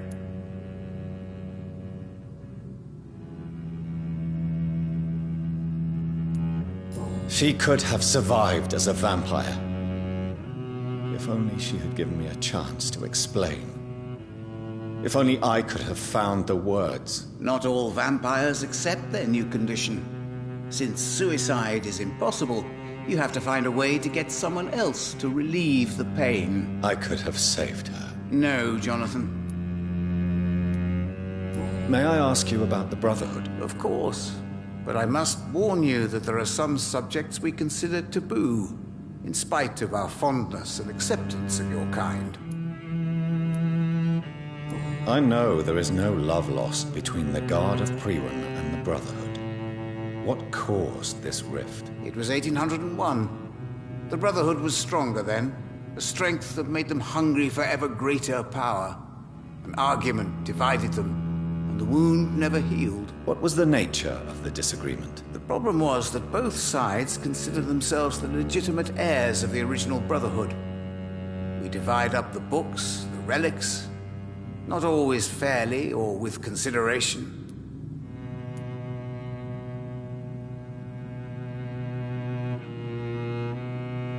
Who founded the Brotherhood? That's precisely the kind of question I cannot answer. It is delicate, and may reveal some of our secret traditions. So you're not just a club of academics and scholars? Once upon a time, very long ago, the Brotherhood did more than simply study the vampires. They took actions to eliminate the more ferocious and corrupted.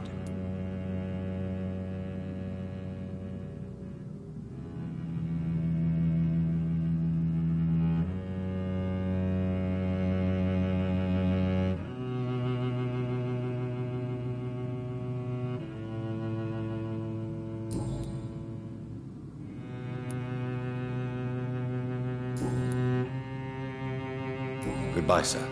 Until we meet again. I rarely wander, yet it amuses me to converse with your kind.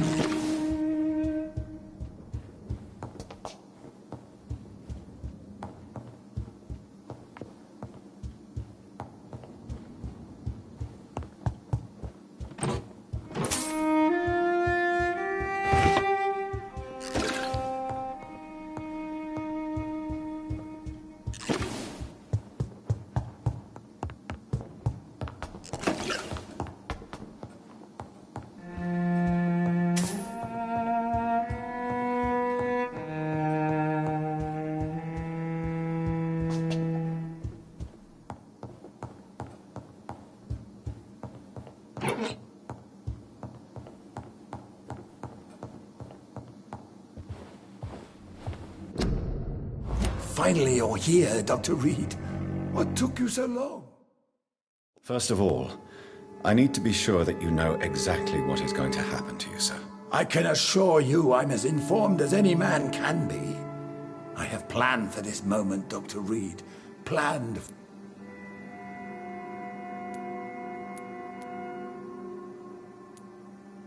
Believe me, there is a huge difference between reading... Oh my God, man! Let's move on, then. Please, I'm cold and tired. But first... That's a rather... Answer me... To save...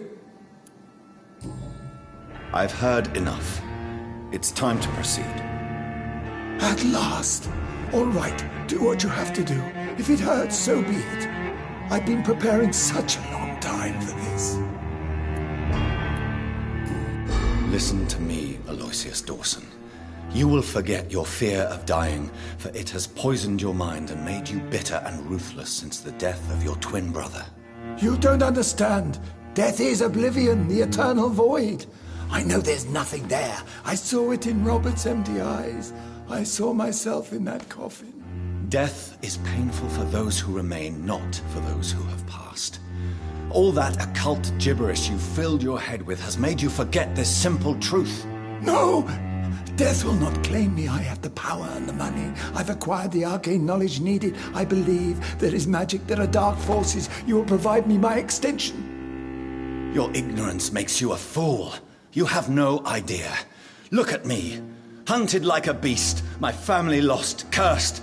I have not escaped death, I have become it. No, there must be a way. I don't want to go like my brother did. I have money, lots of money. Money won't ease your mind. I know you used to be a good and generous man. So I offer you the gift of peace, Aloysius. The tranquility of a true death. I accept your offer. And I understand. No more fear, I will die a man of dignity. And a man at peace.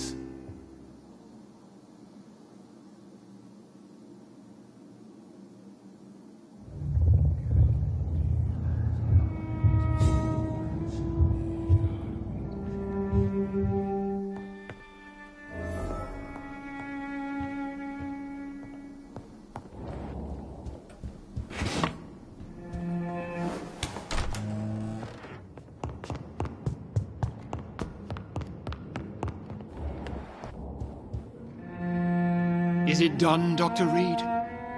Is Aloysius Dawson reborn, as expected? I'm afraid Mr. Dawson finally chose to embrace life and death as a mortal. What do you mean? He has overcome his fear of dying.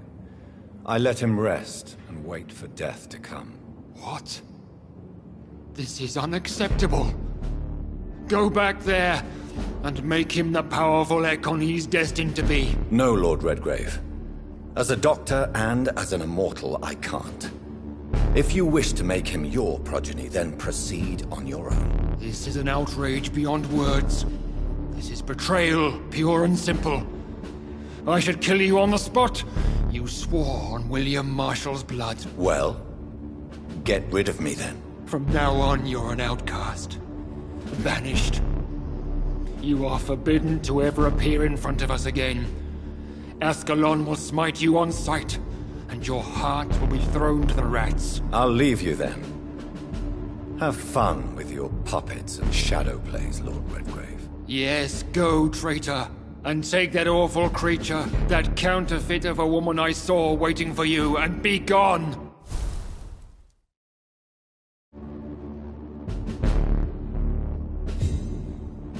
Step away, traitor. Return to your dubious friends and your decrepit hospital. Do not dare show yourself again, you or that...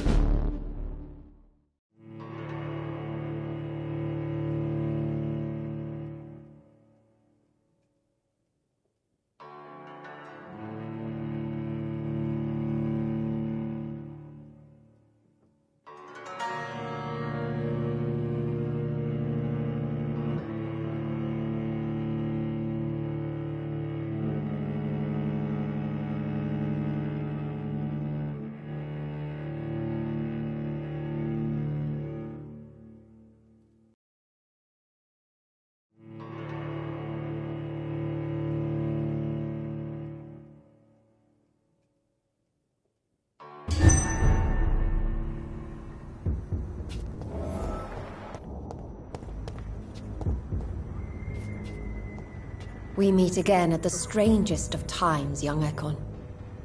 So do you serve the Earl of Bristol now? Old Bridget. What are you doing here? Your friend, the wise Ekon. She sent me to warn you. Did anyone see you? It's a long way from the dock sewers, and hunters are patrolling the streets here. Who said I took the streets? How do you think I survived for centuries in this city without ever being seen? I know all her secrets. How did you meet Lady Ashbury? She came to us in the sewers in search of answers. Just as you did. What kind of answers did you give her? I knew nothing of your maker, but we talked. We talked a lot. Her words and ideas are captivating. It is no surprise that you like her. I like her too. Lady Ashbury in the sewers? Now that's a sight I wish I'd seen. She said she was your friend, and that she sought the identity of your maker. So I answered her questions. Lady Ashbury? You know her? Tell me what's going on. The lady approached me but a few nights ago, wanting to meet the sewer skulls. Once she questioned Harriet Jones. She agreed to help us. Harriet Jones is still with you then? How is she doing? Harriet remains angry, but is recovering slowly.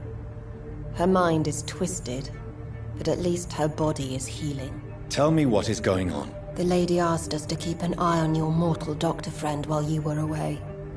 We spotted the hunters. They were discussing plans to attack tonight. Wait, slow down. I need to ask you something. I'm listening, but I do not have time to waste, so be quick. Where is Lady Ashbury right now? She said she will go home. She needed to speak with some old friends first, though. Do not worry, young Ekon. She is no fool, and just as strong as you. Why do I feel like Lord Redgrave was particularly irritated to see you? Far more so than the average Skull, if I may say. Because I used to know him quite well.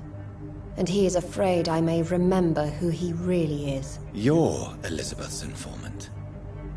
You're the one who told her about Lord Redgrave's lies regarding his lineage. Yes, but my words were not meant to hurt or threaten. I simply told the story of the sewer skulls, and of so many other forgotten children.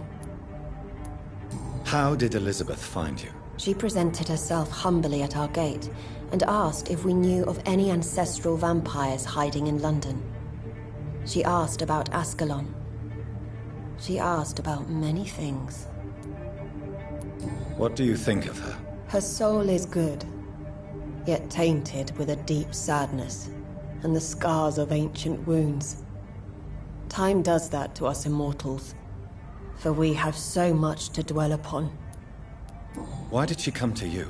I am old Bridget, the buried memory of the city. She sought the silent truths, truths I have kept hidden for so long. No time to lose, then. I must go there right away. I shall return to my den. Have you a message for the lady? Should I see her before you?